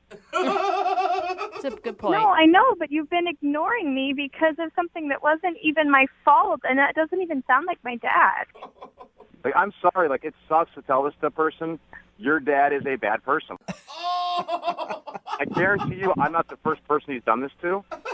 Excuse me, my dad is not a bad person. I'm sorry for whatever experience you feel like you had, but my dad is a good guy, and that does not sound like him. I'm sorry for whatever happened, guy when he's taking money out of my pocket and then giving it to you for your birthday. Like, I'm sure like that makes it easier to be on that side of things, but on my side of things, he's a bad guy. Look, I'm sure it was just a misunderstanding. My dad is not a bad guy. I can't believe that you haven't let this go. How long? It was just a couple years ago. It wasn't like when I was 10 years old. But Tim, I mean, can't you give the guy a benefit of the doubt? Like, do you have proof that he tried to screw you over? Maybe, like, he didn't know there was something wrong with the car you bought. Oh, come on. This is his business. Tim, if you signed a contract on the car, that's equally on you. It's your fault for not having checked things more clearly. Oh, my. Well, the apple certainly hasn't fallen far from the tree. That's literally what they said when I called and complained. I am so offended right now. I don't even know what to do. I think you guys should go out again. Yeah, honestly, like, Andrea, I thought you were really cool. I cannot get past the fact that your dad screwed me over so bad. You know, I don't really like how you've treated me during this situation, but I'd be willing to get you together with my dad and see if he can get you a deal and make up for whatever wrong you feel like he did you. So, Andrea, you're kind of up for a second date if you take Tim to the car dealership and get him a better deal on a car? Well, I mean, he clearly feels like my dad took advantage of him, and no one should feel that way. And I think my dad would agree. And I bet if he came down to the dealership, that my dad could get him into something newer and nicer. And yeah, a cardboard box would be newer and nicer than what he sold me. Oh, my God. I like how the second date update has turned into a car sale. I know. Tim, would you like to accompany Andrea to her dad's dealership one more time? See if you can get a... No. No? You're crazy. You're missing out. She's a good salesman. Yeah, she's lucky I don't report her father to the Better Business Bureau. you know what, Tim? I don't want to talk to you anymore. You blew your chance with me, and you blew your chance on a great new car. Oh, Jesus. Yeah, okay. Yeah, maybe I'll see you at the next President's Day weekend sale or something. All right? Brooke and Jubal in the morning. Got a text in at 78592 that says, that guy's crazy. He should have gone on a second date and had the radio station buy him a new car. Whoa! Because, you know, after all the second dates, we always offer to pay for their date. I guess technically we would have had to buy him a car. If you don't know what I'm talking about today's second date update. This girl, Andrea, wanted to call a guy named Tim because he wasn't calling her back. And the reason, he got screwed over by her dad on a car purchase. And he realized who her dad was. He's like, I can't date her. You know what he could have done? What's that? He could have called my friends at advocateslaw.com and sued that guy for selling him a bad car. If you have any legal issues that you need help with, you can always hit up my friends at advocateslaw.com. They're available 24 hours a day. All you have to do is call 206-512-3555. They've gotten over $100 million for people who need their help. So even if you're curious if you need help, just go in there, get a free consultation. It's that easy. Okay, back to the second date update. Anyway, yeah, he wouldn't go out with her because he got screwed on a car. I kind of of understand it, though. I mean, that feeling of just getting raked Yeah. over the coals sucks, We're getting man. lots of texts in at 78592. Somebody said, he needs to let it go. That was a long time ago. But more people are texting in like, I understand completely. Yeah. Somebody texted in at 78592 that said that they bought a car in California once and got screwed over. So now they will never purchase a car in California. Well, what a stance. I mean, how are they going to live like that? No car dealership at all. Just the whole state of California. Give me a free car. No, not if it's from Cali. Nope. I mean, it's one of the largest states in the entire country, but cool. It just sucks for her that she's getting screwed over by her dad. Well, her dad's screwing everybody over. He screwed this guy over in a car, screwing her out of dates, and he doesn't even realize it. Yeah. Because the guy liked her. He's like, she's great. Everything about her is cool, except her dad is kind of an a-hole and owns a car dealership and screwed me over. She didn't seem that surprised by the information. No, she really She's didn't. like, well, I can get you in there and you can get a better deal. I'm like, I feel like you're part of this family business. Yeah. She definitely has a job at the dealership and sells cars too. Because she did say at the end of it, like, hey, let's just go down to the dealership so you can meet my dad again and he'll put you into a great new car. Yeah. Anyone that uses put you into a great new car is someone that's on the inside. Exactly. All right. Remember, if you want to do a second date update, all you have to do is email the show and we will call the person who didn't call you back. Brooke and Jubal's second date update. Every Monday, Wednesday, and Friday at this time, we do the second date updates. You go out on a date and someone doesn't call you back. Let us call them for you and help solve all of your problems or create new ones. We've got Hannah on the phone right now. Hannah emailed us about a date she went on with a guy named Pete. Hannah, how are you? I'm good. Hey, guys. How are you doing? Hey, what's up? Tell us about Pete. Tell us about your date. Tell us about how it all went. I think it was a really, really good date. We went out to dinner downtown. All right. We had a really good conversation. He was such a gentleman. And then we went to go watch a movie. All right. It's a long date. Yeah. Yeah, it just was going really, really well. And then afterwards, we went back to his place. Okay. And we kind of had a nightcap. We, you know. And by nightcap, do you mean? We got intimate. All right. Yes. Woo-hoo. Nice. Own it, Hannah. Good to Own hear it. it. So what happened when you guys were done? Did you leave right after? You leave in the morning? How'd that work? Well, he cooked me breakfast. And then, I mean, it was just so, like, he gave me a long, passionate kiss goodbye. And he's like, I can't wait to see you again. So I'm thinking, this is probably the best date I've ever had. Nice. And ever since then, nothing. Really? He cooked you breakfast and hasn't called you back. No, but then why? I'm so confused. Okay. I'm confused, Have you too. tried to get a hold of him? I mean, I texted him once to be like, Okay. hey, how are you? You know, just a few days later, just because I don't want to look like a crazy stalker. Jubal, if you hooked up with a girl on a first date Mm-hmm. and you didn't like her, you wouldn't cook her breakfast, would you? Probably not. No. I'd probably try to figure out a way to get her out of there as quickly as possible. Right, you had a know what I business mean? meeting, you had to go to work. If I made breakfast, it would be a trail of bacon from the bed to her car to get her out of there. So, I mean, it seems like he liked you. I like the trail of bacon idea. I like the kind of girls you go for, Jubal. Okay, Hannah. So we're gonna call him and find out why he didn't get back to you, and you can't think of anything. I thought the night went so great. We had such good chemistry. I mean, I honestly am clueless. Okay. Okay. All right, we're gonna call him right after this and see if we can get your answer. Okay. Thanks, guys. 92.5. Brooke and Jubal in the mornings. Second date update. All right, we've got Hannah on the phone right now. Hannah went out on a date with a guy named Pete that she really liked. They ended up hooking up. The next morning, he made her breakfast and kissed her goodbye, and she hasn't heard back from him. Hannah, are you ready to call Pete? And Yes. Wow. All right. Yeah. You are I ready. just want to know. I just want to know. That's all. How did you meet Pete, Hannah? I have a friend of a friend. He's single. He's cute. So it's kind of like a blind date hookup. Cute.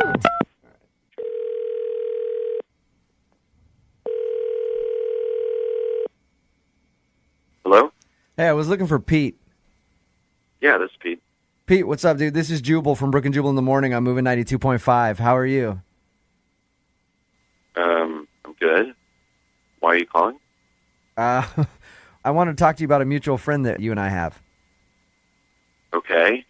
It's a girl named Hannah. Why are you calling me about Hannah? Well, I know that you went on a date with Hannah and you guys hooked up, and the next morning you made her breakfast and everything seemed cool and haven't called her. So I was calling kind of on Hannah's behalf to ask why I haven't gotten back to her. Is this on air right now? Is this on the radio right now? Yeah, it is. Okay, I gotta go. Sorry. No. Hey, hang on. Pete, 1 second, dude. Please don't hang up. All right. Call him again? Try to call him back, yeah. Dude, Hannah, what did you do?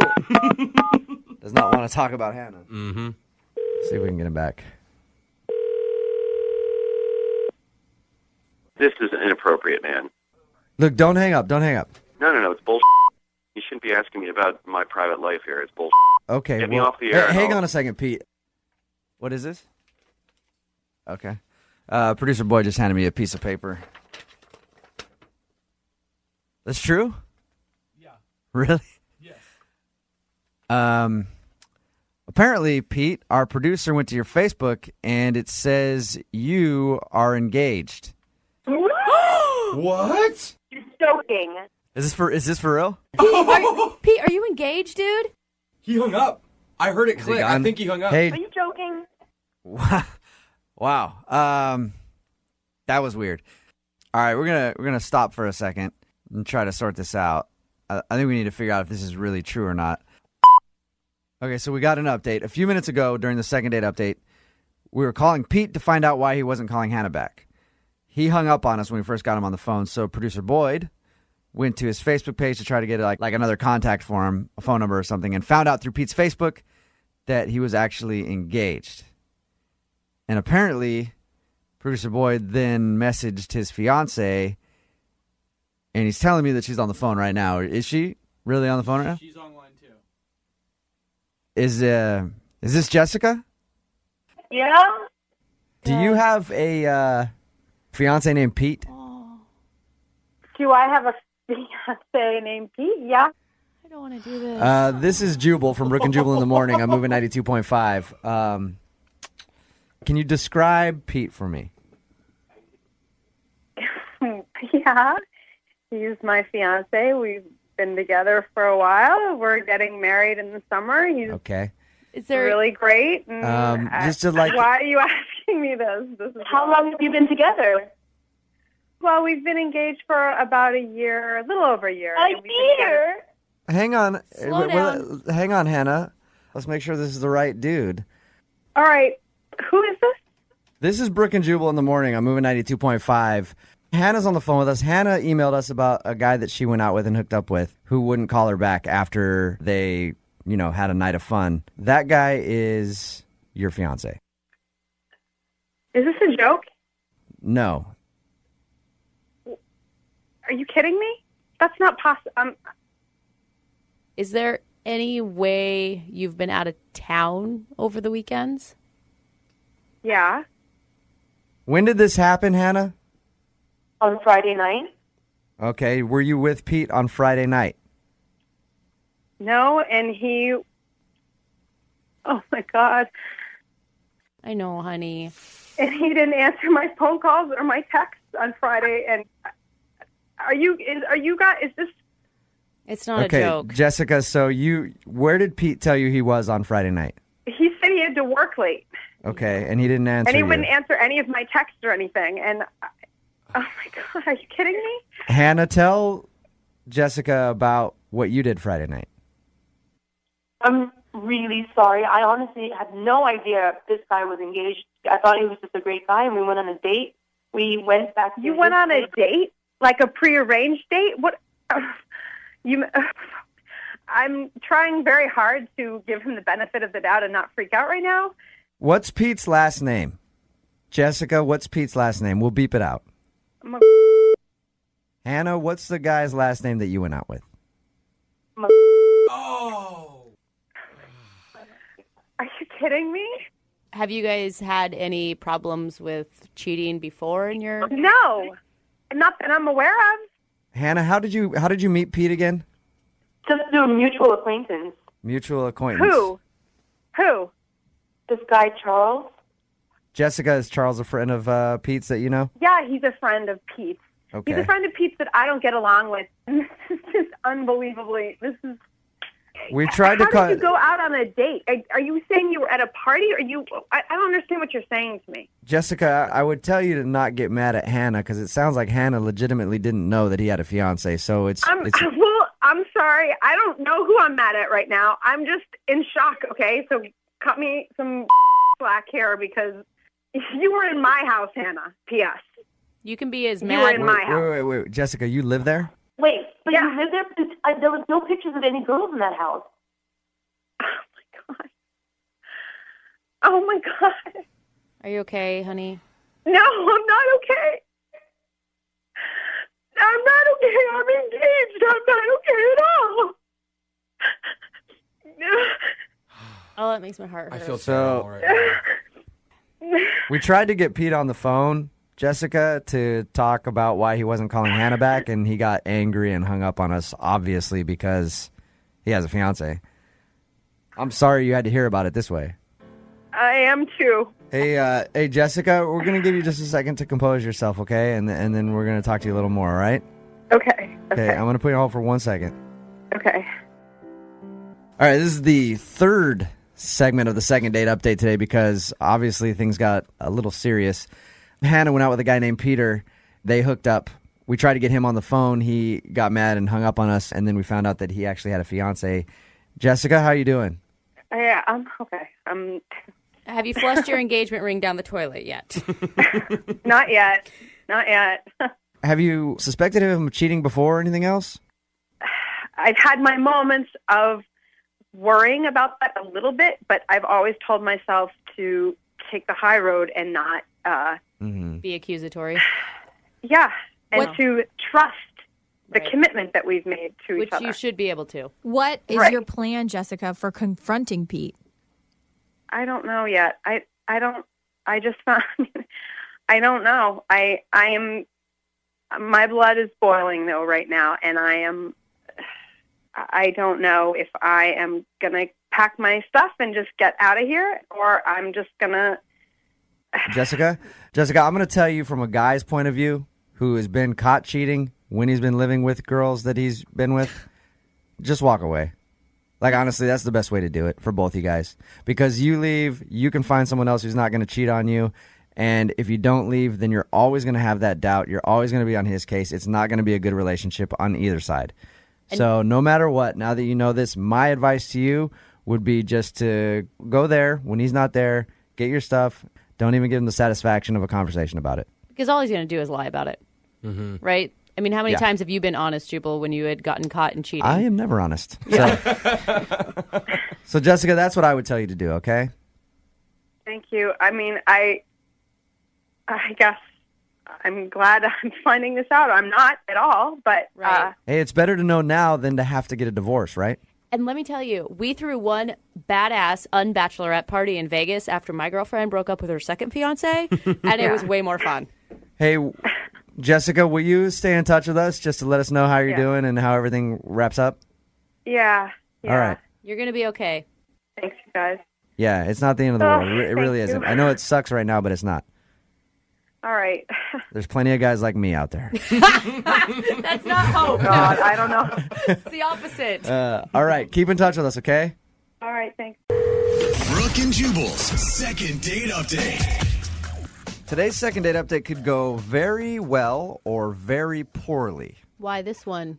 Because the dude that emailed us explained the date as the date of his life. Oh, no. Wow. Yeah. Oh, gosh. His name's Trevor. Trevor, what's up?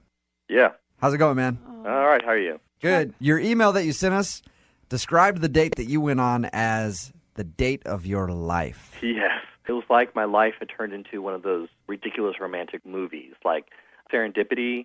You know, the John Cusack. I mean, it was just.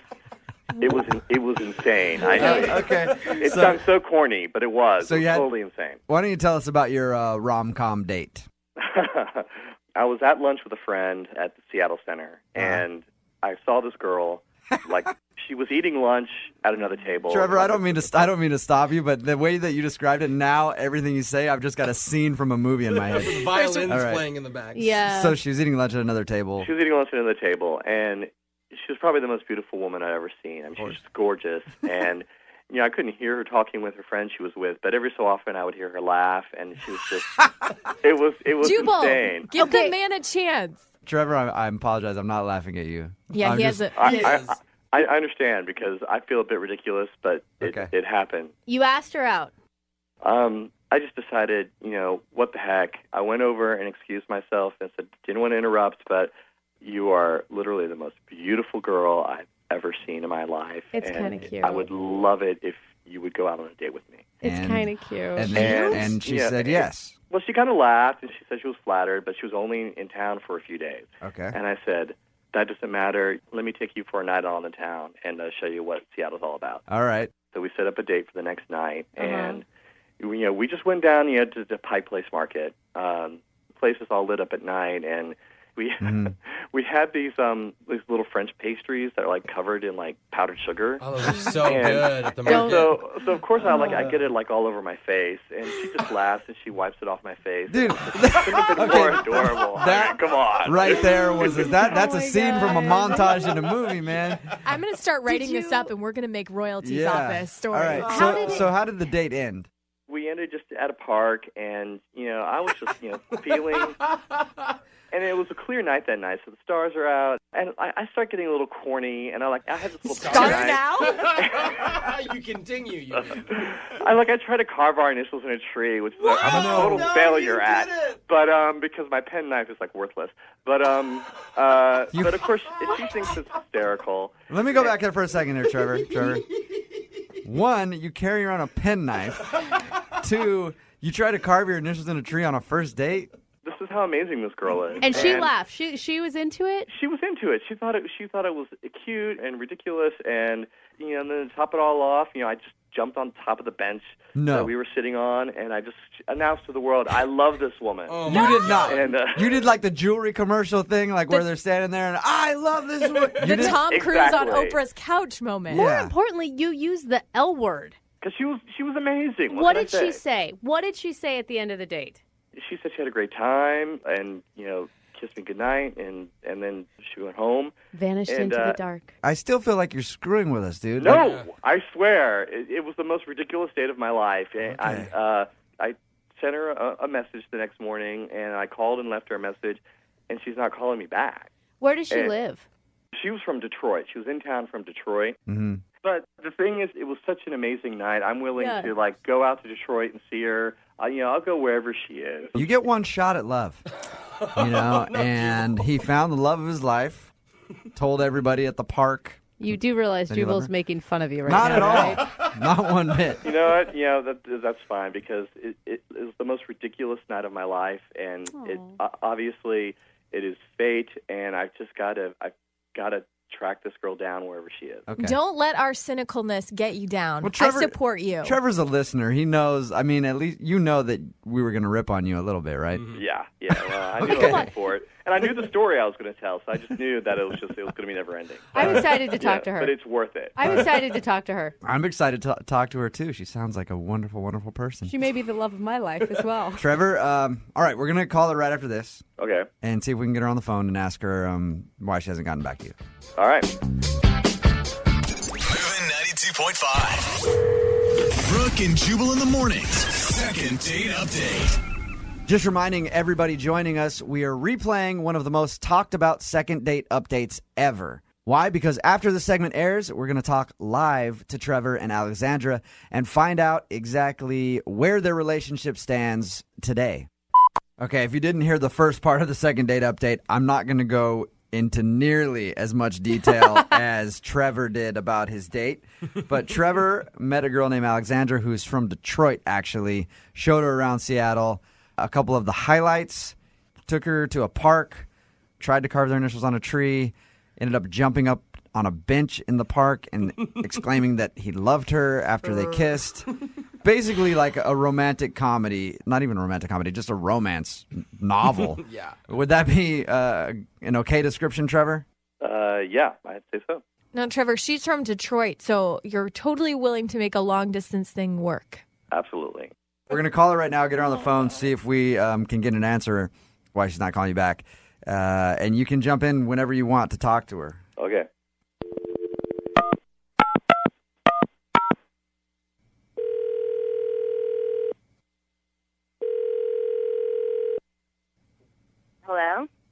Hi, can I speak to Alexandra, please? This is Alexandra. Hey, how are you? This is Jubal from Brooke and Jubal in the morning. I'm moving 92.5. I'm sure you probably have no idea who we are. No. Okay. We host a morning radio show in Seattle, Okay. and we wanted to call you to ask you a couple questions about a mutual friend. Oh. When you were in town here in Seattle, you met a guy named Trevor,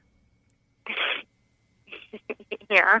and you guys had a kind of an evening out together, right? Yeah. Oh my And- God. Things just get more intense Yeah. with Trevor, don't they? We're calling to ask you why you haven't called Trevor back. You're calling to ask me why I'm. This is weird. I know. Is it any weirder than your first date? Come on. Here's what this is. We do a thing on our show called the Second Date Update. We're basically just calling you to ask you why you haven't gotten back to him. Oh, well, I mean, it's really hard. I'm in Detroit. Did you like him when you went out with him? Yeah, I did. I mean, at first I was like a little bit, it's not what I'm used to, like someone being so intense so quickly. Yeah. Yeah. But, I mean, as long as he wasn't like 100% serious about jumping up and declaring his love on a first date, like if it was just kind of for fun, I had a really good time. But, you know, you say it's just because of long distance, but didn't Trevor make it completely clear that he would do anything to make this relationship work? Yeah, he did, but it was a first date. Yeah. Yeah. If I lived in Seattle, maybe things would be different. Okay, I so don't it's, know. Alexandra, it's solely the Detroit-Seattle thing that you don't live here. That's it. I would definitely, if I lived in Seattle, go out with him again. Okay. Alexandra, the distance shouldn't matter. I know, but I like Alexandra, that this job. is Trevor. Oh, hi. Hi. Yeah. I didn't know that you were on the phone, too. Oh, my God, I'm so embarrassed. Yeah. No, Trevor is on the phone. Trevor is smitten. Alexandra, I think you know, I had the best date. One night, it can't be enough. It just, there was something magical there. I mean, I know that sounds incredibly ridiculous to say, but Alexandra. I would move heaven and earth to have a second date with you right now. Oh, my God. Come on, Alexandra, you should see the faces of everybody in the room because we're all women. You should see the faces, though, of like Brooke and Lydia seriously melting. Now, is that too much for you, or did you find that romantic, too? I have to say, I wish you could see my face right now because I'm totally bright red. I'm so embarrassed, but like that just touches. I don't know. Yeah, Alexandra, I'm sorry worried, to Trevor, that you're gonna maybe expect too much too soon. But how could I say no to? No expectations. No expectations. If it was a fluke and our second date is like a complete disaster, you'll never hear from me again. But it's just. It was just too. I mean, I know I came on like super intense, and like I jumped up on park benches and ruined trees, but it was just I don't know. It was just such a crazy night, and I just feel like you just can't let something like that just happen once. There's got to be more, and you need to go for it. Alexandra? Yeah. Do you believe in love at first sight? I don't know. I used to think I did, and now I don't, but do you? I feel like I'm in the Twilight Zone right now. This is so weird. All right. I told these guys earlier, Alexandra, that I never even thought about it twice before, but when I saw you at lunch that day, I know it seemed like a line, but it was also true. You are the most beautiful woman I've ever seen. And if I need to fly up to Detroit for a weekend to have a second date with you, then I will come out to Detroit. I don't know what will happen after that, but something has to happen. So, if whatever I need to do, I will make it happen because you are amazing, and I want the second date. At the end of these second date updates, Alexandra, since you're not familiar, we always pay for the couple to go out again if they want to go out again. It'd probably bankrupt the radio station to play for a plane ticket because we don't have a lot of money here. We could buy dinner in Detroit. Come on. Well, I was saying dinner. Yeah, plane ticket. I said we can't do. Oh, okay. If he can get himself out there, yeah, we'll pay for dinner. And in Detroit, with your economy, it's probably like $5 anyway, right? So it's like living in a developing country. Oh, that's so mean. but we'll pay for dinner for you guys if he can come out there. Would you be interested if he flies out there to go out with him? Yeah, definitely. Oh, that's so cute. Yes. We have to get an update of how the second date goes on this one. Oh, definitely. I think something could come of this. I really do. I'm not a love at first sight girl, but I'm an incredibly amazing attraction at first sight that can turn very easily into love type of girl. I now understand why romantic comedies do so well. Because people buy into them completely. But maybe every once in a while a romantic comedy is actually based on real life. It has to come from somewhere. It's not a romantic documentary. All right. Hey, well, congratulations, you guys. Alexandra, now that you know that Trevor is going to come there, you guys have to sort it out and get back to us and let us know what happened after your date, okay? Okay. Oh, All right. God, I'm excited. I love love. Yeah, me too.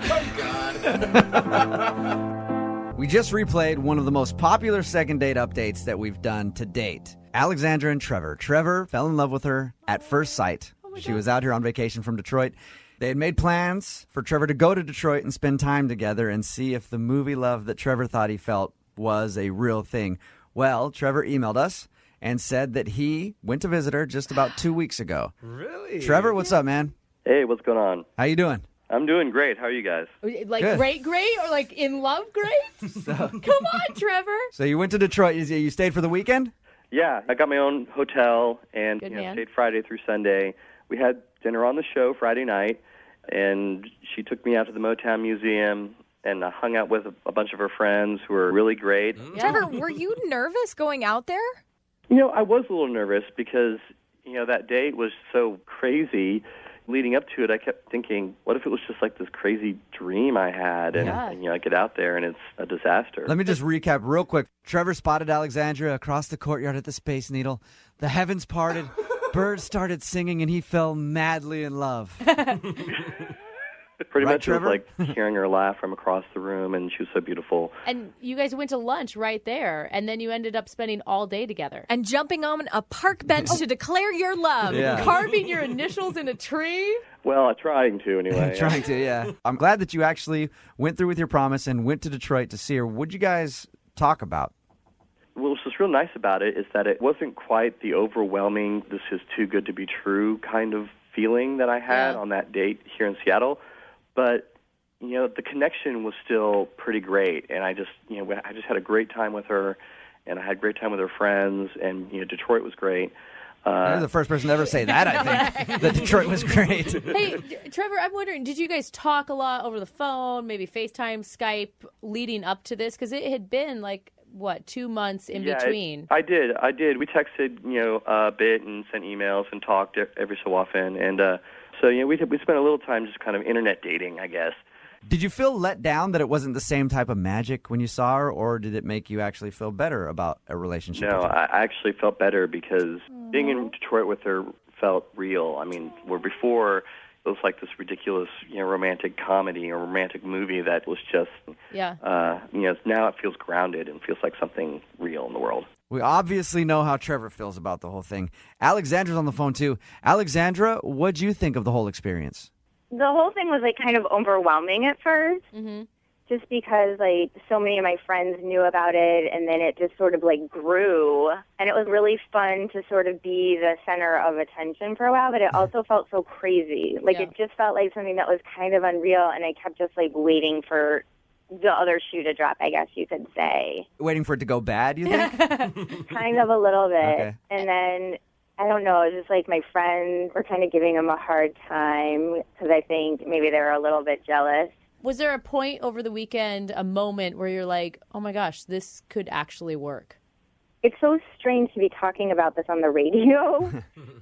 I guess for me, there actually was kind of a moment, and it was just when I first saw him, I had that flash of just seeing him being older, and I was there too, and then I was like, you're being crazy. So Are you skeptical at all about the distance, though? If you guys, you're in Detroit, he's here.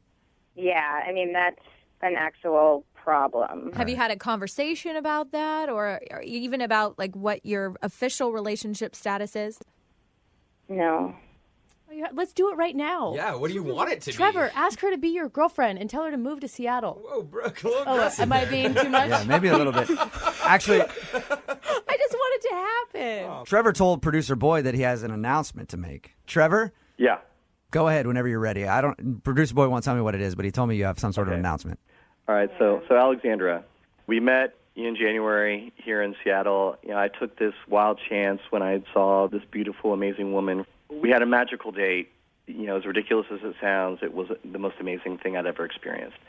And and even though it wasn't some kind of fairy tale experience, the time in Detroit was pretty amazing. And I think what we have is real, and as strong as it is, it doesn't come that often in one's life. And I do feel like it's serendipity, it's fate, it's kismet, and I would love it if you would consider being my wife. Wait, wife? Wife. What? Oh my God! Wow. That's how strongly I feel. I mean, it's beyond. And Trevor, you guys have spent a weekend together. Oh my God, let her respond. I can't. I don't know. yeah, Alexander, you just said that in the moments that we had together, that you flashed forward to the future and saw us older together. I mean, that shows us something that we are meant to be. Please marry me. I think I'm in a little bit of shock. I think a lot of people are. Yeah. Oh my gosh. I'm freaking out over here. I've never felt this way before about anyone. I love you. Marry me. Yes. What? Yes. Did you say yes? Yes. I can't stop thinking about you, and I saw us together, and I feel like the moment was even bigger than that, but I was a little too embarrassed to say it. Wow. And I want to be your wife. Oh, I feel and I knew it as soon as I saw you in Detroit. I couldn't. I felt too scared to be able to tell you that. Yes. I feel like I have a front row ticket to a romantic I know, right? drama comedy. This is awesome. You have so much to figure out. Oh my God. One of you has to move. One of us does have to move, but you know what? We've got plenty of time, and as they say in the movies, love conquers all. So. Wow. Oh my God. I'm really excited for you, Alexandra, because that means most likely you'll be moving to Seattle and will escape Detroit. Good for you. So I think that's what is going to happen. Well, Trevor, maybe we should talk off the radio. Absolutely. I feel like I had to finish this on the radio, though, because it all started there. Did that just happen? Can we come to your wedding? Absolutely. You guys are responsible. Okay, that means don't blame us later either, okay? I plan on getting very drunk at your wedding. I'll let you guys both know that. Okay. All right, congratulations. All right, thank you. You're engaged! Seattle's biggest morning show is bringing you. I'm honestly stumped as to why the woman on the phone for a second date update today isn't getting a call back. I mean, usually when you follow somebody across state lines, no big deal. What? Yeah, they usually no. appreciate that when you just show up unannounced somewhere, right? And now we're going to stalk the guy again by calling Yes, him we in are. a second date? Her name is Abigail. Abigail, what's up? Hi, guys. Okay, he's already made you sound creepy right from the get-go. I'm not creepy. I'm just a bit confused. Okay. Sometimes there's a thin line between creepy and confused. I've been a victim of that many times. You have a pretty interesting situation, Abigail. Why don't you tell everybody, first of all, the guy that you want to call, what's his name? Brian. Brian. And how did you meet Brian? Well, I'm a little leery on going on online dates and meeting guys on dating websites because they're usually either nuts, ugly, or smelly, or just not. God, it sounds like so many great options. I don't know why you're so upset about this. But, I gave it a shot one more time, and I met Brian. And I got to tell you, we hit it off immediately. It went from 0 to 60 in virtually no time. So you liked his aroma. He had a good aroma, a good scent. I mean, from what I could smell over the phone, he was great. Oh, you're saying it went from 0 to 60 before you guys even met in person? Right. I mean, it was instant attraction via conversation. His profile picture looked great. And then I did a little more digging and found his Facebook profile, and I realized it's really what he looks like. Okay, did you get his tax returns? 'Cause it sounds like you put in a lot of effort. If I'd done a little more digging, maybe. Yeah. So, I mean, that's a lot of pressure to put on a date when you've been disappointed so many times. Were you worried about that? I was, and that's why I did my due diligence, and we talked for hours. I mean, there was nothing I couldn't discuss with him. He texted me at least 5 times a day. Oh, I love that. How long was this going on before you guys actually decided to meet in person? Just about a month. Whoa, that's a long time. I really wanted to see him, but the thing was, he lived 2 states away. Oh. So the whole logistics of meeting each other was really difficult. I see. I was going to say, like, what took so long? That makes sense. But I thought we had kicked it off so well. I wanted to do a grand gesture of romance. And one night when we were chit-chatting, he was telling me his best friend's birthday was that weekend and where they were going to be and what the plans were. And I thought, wouldn't it be cool if I flew down and surprised him? Whoa, for your first meeting?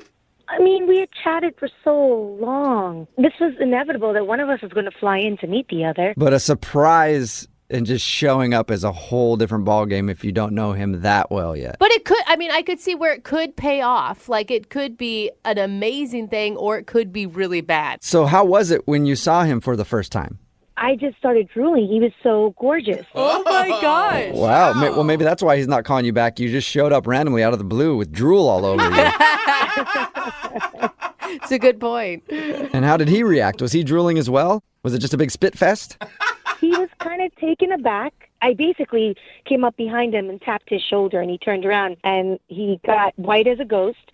He was shocked. Of course. Okay, wait, set the scene. Where were you guys when you tapped him on the shoulder? Were you at the birthday party? Yeah, I showed up at the restaurant where the birthday party was.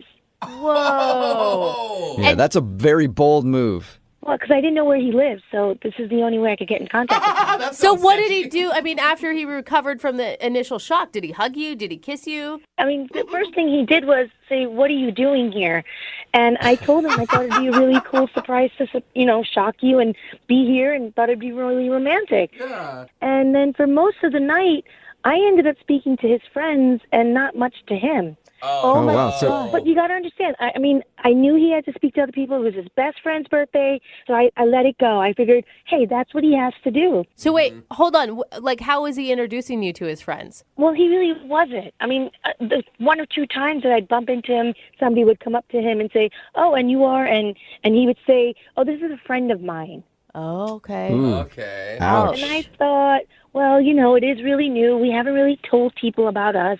So I get it. He wanted to keep it on the down low. I get that. Yeah. I'm starting to worry about you. I mean, after the birthday party, what happened? Well, when we got to the end of the night, people started leaving, and it was basically he and I and his best friend. And I started talking to him, and I said, well, I'm here now.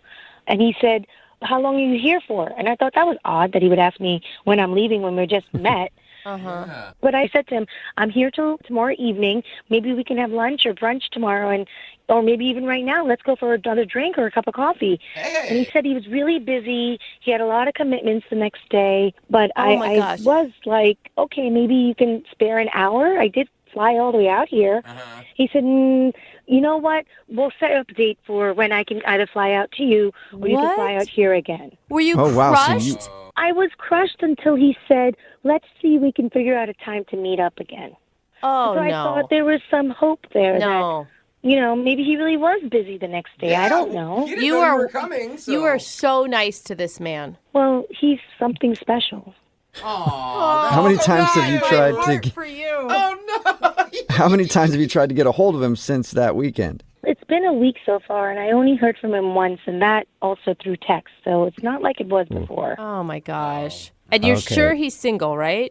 From what I understand, I didn't see any rings on his finger, and I didn't see any other woman around. Okay. That's good. Okay. Well, we'll play a song, come back, call him, and then get your second date update, okay? Okay. All right. Moving 92.5. Brooke and Jubal in the mornings. Second date update. If you're just tuning in for today's second date update, it's the kind of thing that movies are made about.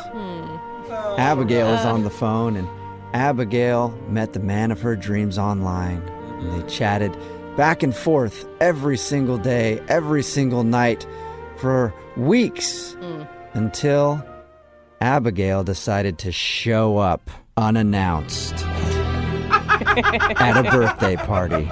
She flew all the way there to surprise him, tapped him on the shoulder, and he turned around and she said, "Abigail's home." Oh my God, poor Abigail. I think I've seen that movie before. It's scary, but I don't think that's what happened. That is sort of what happened. Abigail did surprise this dude that she'd been talking to online. They live in different states, and she actually showed up to a birthday party that he was at, unannounced, and was hoping that everything would go great. But when she got there and surprised him, he was kind of weird and sort of ignored her the rest of the night, and they haven't really talked since. Abigail? Hi. Yeah, sounds just like what you said, Jubal. I mean, very similar. I'm really not a stalker, I promise. Well, I have a whole different scenario in my head, Abigail. Abigail, you're so sweet. It just makes me so angry because it sounds like you guys really connected and he really led you down this path, and he's just a jerk. I don't know how else to say it appropriately. But she did show up out of the blue, unannounced, like from states away. That could creep a guy out. But he was giving her the wrong signals, man. I really got the feeling that we had a connection, and he would have loved this romantic gesture. All right, well, we'll find out. I'm going to dial his phone number right now and see if we can talk to him and get your second date update, okay? Okay. Oh, Okay. gosh, she's Hold so on. nice.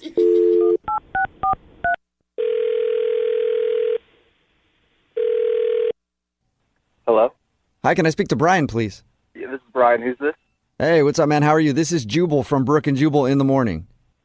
I'm sorry, who? Jubal from Brooke and Jubal in the morning? Weird ways. I know. Sounds weird. Yeah, I don't know what you're talking about, man. I figured you wouldn't. That's fine. Brooke and Jubal in the morning is a morning radio show. Okay.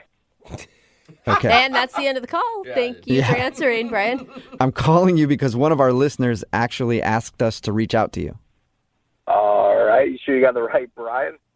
I'm pretty sure I do. I'll check. Do you know a girl named Abigail? Yeah. Okay, well, we know a girl named Abigail as well, and she's really confused because she thought you guys had a great relationship for a few weeks until she decided to just fly into town and surprise you, and she said you seemed kind of cold to her, and now you haven't really talked to her since. You can understand why that she's going to like any length possible to get some sort of answer. Like if you put that much energy into seeing someone and then they suddenly shut down, like that's got to be really confusing. Let me get this straight then. She had you guys to reach out to contact me. That's what you're telling me? Yes, because you won't really give her an answer, and you're kind of being cold. Ridiculous. This is crazy, man. It's not really that crazy. I mean, she just wants an answer. I just can't believe that she's doing all this just to get in touch with me. Yeah, but you guys went from like texting like 5 times a day for a whole month to nothing. Yeah, and she liked you a lot, Brian. And talking to you right now, I can understand why. You seem like a sweet dude. I like you too. Yeah, well, I normally am, but not when like radio shows call me. I have to like dig into my personal life. We get that. We do. Can you just tell us anything? At least we can talk to her and be like, oh, he just wasn't really feeling you when he saw you in person or something like that. Well, don't tell her that, because, I mean, that's not true. Really? Yeah, no, yeah, I really do like her a lot. There's just stuff going on that I just don't want to get into. Oh, you're in a relationship. I knew it. I told her that. I told her that she swore she thought you were single. No, I know I'm definitely single. That's not it. Oh, okay. Really? It's just, I thought what we had going on was good. I mean, I kind of liked, I guess, the distance aspect of it, and then for her to just randomly show up at a friend's birthday party, I'm not really expecting that at all. But why did you spend all night avoiding her? I mean, at some point, if you say that you really like her... Yeah, well, I guess it just got too real for me, having her right there. Too real, like, you like talking to her online and on the phone, but to realize you could actually touch a person was strange? No, I mean, it's not necessarily that. It's just, there's other stuff. But I understand there's other stuff. But right now, all I understand is you like her a lot. It shocked you that she showed up, and then there's stuff. Like, how is that a message to give to her to help her understand why you're not talking to her anymore? You know what? Whatever. I don't I don't care anymore. I need a kidney transplant. Whoa. What? Yeah. Oh, that's serious. Whoa. Yeah, way to take things down, Brian. I mean, you guys asked for it. Yeah, well, usually these things end up like, oh, I thought they smelled funny or they puked in my back seat. Man, I'm sorry to hear that. Yeah. Wow. Yeah. So is it just that you don't want to get involved in a relationship because you obviously have some serious health stuff that you need to concentrate on? Pretty much. I don't want to drag her into this, you know what I mean? I feel like this is kind of my battle right now. And by her showing up, I realize, that she really does like me a lot. And I'm just not wanting her to be that close to being around all this, stuff going on. Oh, I feel so horrible. I thought these Yeah, that awful sucks. things about you, and now... Yeah, look at you, Brooke. Seriously, dude, I am sorry. It's all good. It's not a big deal, I guess. So did you not tell her about your situation when you guys were chatting online and on the phone and stuff? No. I didn't want to tell her this, you know what I mean? I thought if we kept it from a distance, we can keep it upbeat and not have to kind of, talk about all this stuff. Yeah. I really just enjoyed her conversation, and sometimes, when there's a lot of bad stuff going on in your life, to have somebody there that kind of just talk to you and, just kind of laugh with and stuff like that, it kind of brings you up. So I didn't want to, kind of bring her down by, transplant. Yeah, and you were able to escape your own stuff, too. Brian, you're kind of making this difficult on me because this would normally be the point where I'd try to deliver a witty line and then tell you that the person is on the other line listening to the conversation. But I don't have any witty lines, so I'm just going to connect you two so you can talk, okay? Wait, is she on the other line now, or what do you mean by connect us? Yeah, she's listening to this phone call and wants to talk to you. Oh, my God, man. Are you kidding? I just said I didn't even want her to know. Yeah, sorry. Unfortunately, she does know now. Abigail, are you there? Hi, Brian. Hey, sorry, I didn't really want you to find out this way. No, I'm sorry. I don't even know what to say. I'm shocked. You don't have to say anything. I know that I didn't tell you, so there's no way you could have known. It's just, I don't know. I didn't know how connected I was going to get with you, and then I guess I got worried about actually telling you. So. But I want you to know something. I care about you more than you can imagine. I'm here if you want to talk. I'm here if you need me to make you laugh. I'm there for you. I really appreciate that because, I don't know. I got scared once you got down there and, actually seeing you, and it made it seem too real. And I guess I pushed you away a little bit and didn't want to, get too close. Listen, get close. If you need me to do anything or help you or just put a smile on your face whenever you need me. Yeah, you're such a sweet person. I don't want you to get all caught up in this and then something go wrong. Right now, I'm on a waiting list. I'm not, there's no guarantee of when I'm going to be able to get the transplant.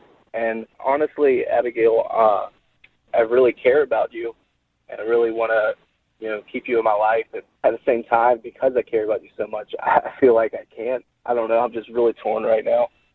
I'm willing to take a blood test. Is there any way maybe I'm compatible in some way? Whoa. No, I don't want you to do that, Abigail. I really... Listen, this is about kindness. This is the reason why I was put in your life. The chances are so slim that that's even possible. I don't want you to have to go through with that. But Brian, there's always a chance. It may be slim, but it's still there.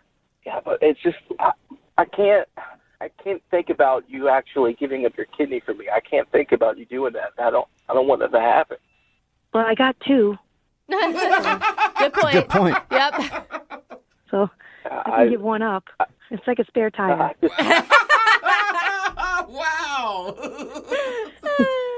I don't even know what to say.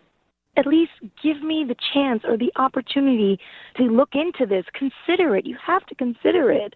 Brian, how about this? How about we send Abigail out to you, and you guys can spend the weekend together, you can hang out, you can go on a few dates, and you can even discuss a possible kidney transplant. Woo! I've never had to say that in a second date update before, but I'm saying it. So I can't believe this is actually happening right now. Oh, my God. would you be interested in that, Brian? Just checking things out?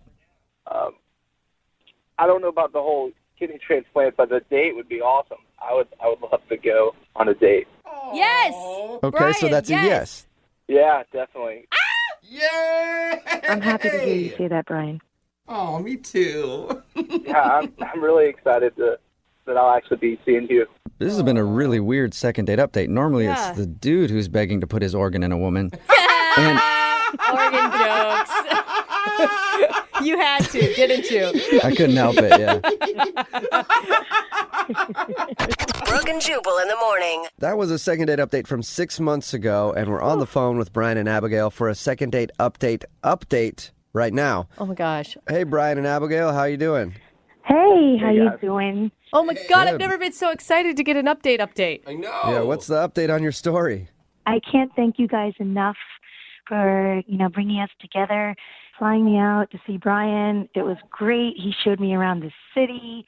We got to know each other better. It was awesome. Oh, really wonderful. Yeah, she even made a shirt and wore it that said, "This guy needs a kidney," with like an arrow pointing towards me. So that was pretty good. That's kind of cute. So the spark is still there. For me, there's more than a spark. For you, Brian, or were you, Brian, you're like, oh my God, dude, she would not go away the whole week. No, it's been great. I really appreciate you guys doing this for us. It's just we're trying to still take it a little bit slow with everything that's going on. Yeah, but you're talking in us, and that it means you're in a relationship. Yeah. Well, we're not quite calling it a relationship right now. Okay. Okay. Oh. So what are you then? I mean, we're definitely really good friends. I mean, I think we're definitely really, really good friends right now, and just trying to see where it goes. Good friends who do it. I like that. Right? Those are the best kind of friends. Are you kidding me? Friends with benefits. Well, here's the situation that we're dealing with, to be totally honest. Okay. I went through extensive testing, and I found out that I am a match. My kidney is a match. For What? a kidney replacement? Yeah, a match for a kidney replacement. Whoa! What are the chances? And in 6 weeks, we have the operation scheduled. Oh, yay! Oh, that makes me Great teary. news. I know. Yeah, I mean, it's scary and exciting all at the same time, but yeah, we are scheduled for the operation. You're going to give him a kidney and you're in the friend zone? I have a feeling, Brian, you're okay with that, right? Yeah, no, like I said, it's just, I don't know. We didn't want to get like too serious before the transplant and everything. I mean, it's kind of an emotional decision, and she's doing this for me, and it's great. But like, I don't want her to be like holding my kidney hostage or something if we get in an argument. Yeah. You know what I mean? Smart guy. Yeah. But it's still going great. Yeah, and once the surgery's done and everything is successful, maybe we'll see how it goes after. Great. Oof. Well, that's good. Yeah, pretty excited and scared. Yeah, this is definitely it's really great. Like, I really appreciate you guys helping us with this whole thing, because I don't know that we'd be, going through with this and being so close that we are now if it wasn't for you guys helping us out. Sure. Well, I'm glad you found a match, and hopefully you guys can turn it into something even better than just a really good friendship. Yeah. Yeah. Definitely. And no pressure, though. Like, even if the relationship thing doesn't work out, like, you two have such a bond together that you really will be tied together in some way for the rest of your lives. Well, he'll technically have a piece of me. So. Yeah. Brian, if you ghost her after she gives you a kidney, you are officially the worst person in the world. No, it's not gonna be like that. Okay, Oh, good. that's awesome. Congratulations, both of you. Thanks, guys. Thank you for everything. Brooke and Jubal in the morning. Brooke and Jubal's second date update. It's always good when you're out in the dating world to try new things, whether it's a new restaurant or some new foods or find a new safe word. What? It's one of the longest words in the English dictionary, flossinasinahilipilification. Try to use that as a safe word. You screw up one syllable, it's going to take a long time for things to stop. Oh, no. And Dan is on the phone right now for a second date update. He tried something new for his first date, but now he's not getting a call back. What's up, Dan? What's up? Hey, guys. How are you? I'm cool. Yeah, I'm all right. Awesome. Well, not totally all right because you're not getting a call back from a girl you really want to go out with again. But before we get into your actual date, what's her name? Amanda. Amanda. All right. And where did you meet Amanda? You've heard of that thing called Tinder? Yeah. Oh, man. Yeah. You're a funny guy, too. Wait, spell that out. Yeah, never heard of it. I don't know. We do these second date updates all the time. First time anybody's ever mentioned Tinder. Someone just told me about it, so I was like, oh, yeah, I'll get on You've Tinder. never heard of it before? Are you being sarcastic? I think he's kidding. I'm more of a Match.com guy, but they were like, Tinder's really the way to go. And Wait, so Are you serious? You hadn't really heard of Tinder before? I mean, I had heard people talking about it, and I was like, Okay. Okay. So you just had decided experienced it. to actually try it. All right. So you I met had her. no idea. It's a whole new world. It's a lot different than Match, isn't it? A lot different than Match. Right. But yeah, all the swiping stuff, and like, I don't know, like we matched, and there's that moment where I go, oh my God, maybe this, and we were like chatting, like, I don't know, 2 weeks or whatever. We're trying to That's a figure while. out. Yeah. It is a while, but like, I asked like the 5 questions, like, what's your favorite color? What's your favorite taco? What's your favorite sports team? You're not short on details. You're not short on details, Dan, and that's what I like about you. You make sure you get everything in. Let's just get to the date. Not to rush you along, but we're up against the clock here. Hey, this Tinder thing's new to him. Yeah. I know that. It's very novel. Yeah, I know you're excited about Tinder, but let's get to what you guys actually did. Your email said that you did something that you haven't done before with a girl, and what exactly was that? If you can say it on the radio. Well, she said, hey, you mind if I pick a place? And I was like, oh, no, that's cool. And she goes, yeah, there's this great bar. The drinks are like a little on the cheaper side, so it's really casual, and they've got music. And, all right, Dan. Like, again, with the details. What did you do? You make sure you get... Well, she like sold it, and I was like, yeah, okay, fine. And we get to the place, and there was a rainbow flag out front. Okay. So it's a gay bar. Yeah, she was like, hey, she brought me to a gay bar. And I was like, well, I've never been to a gay bar, but... What rock are you living under, Dan? I didn't know that you could just sort of like go to a gay bar to hang out if you weren't gay. And They don't check your They're not. gay Yeah, ID. they're actually one of the groups in America that's pretty inclusive, like pretty understanding of people that want to like hang out. I think they've had a lot of people tell them they can't go places, so they're pretty cool with anybody showing up. Yeah, I know that now. Yeah. So it sounded like did that freak you out? No, it didn't freak me out at all. I'm not gay, so I didn't know like if I had to act a certain way or something. Yeah, we got that. No, you don't have to act. Yeah, you can just go be yourself.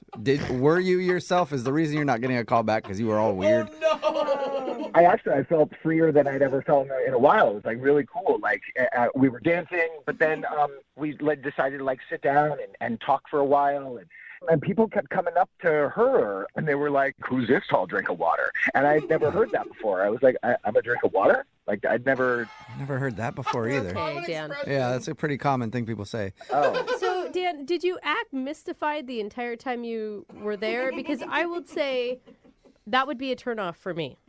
And no, I wasn't mystified. I was smiling a lot. Like, it was cool. I was having a good time. Okay. So, like, eventually the bar was getting a little rowdy, a little too loud and crowded. And so we just decided to just head out. And we were walking back to her car. And I don't know, I was just like, screw it. I felt pretty free. And I kissed her. Okay. Oh, nice. Okay. And yeah. Did she enjoy it? Yeah, she kissed me back. Nice. And I was like, hey, I've had the best time tonight. You want to do this again? And she said, yeah, like resounding yes. And I reached out the next day, and I was like, hey, had a great time. I even put like a little gay flag emoji on the text. I thought that was kind of cool because we were at a gay bar, but whatever.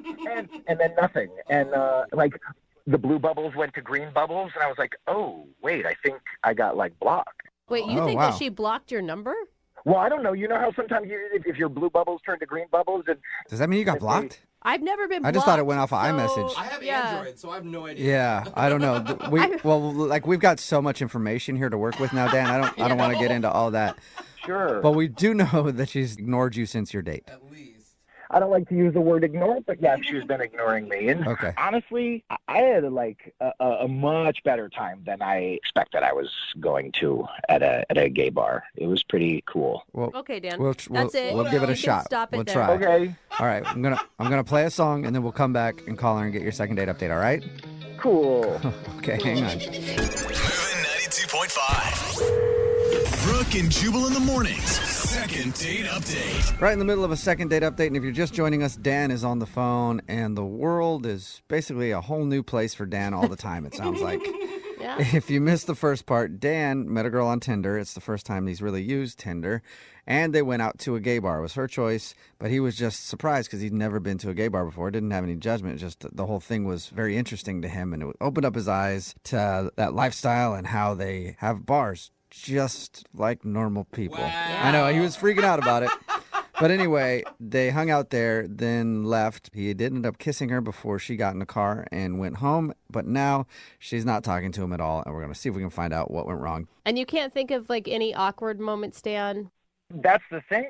During this ghosting period, I was like, did I say something weird? Did my breath smell? Did I smell? I can't think of anything, and I'm just kind of weirded out by it all, you know? Okay. All right. Well, we'll see if we can figure it out for you, okay? I'm going to dial her phone number right now.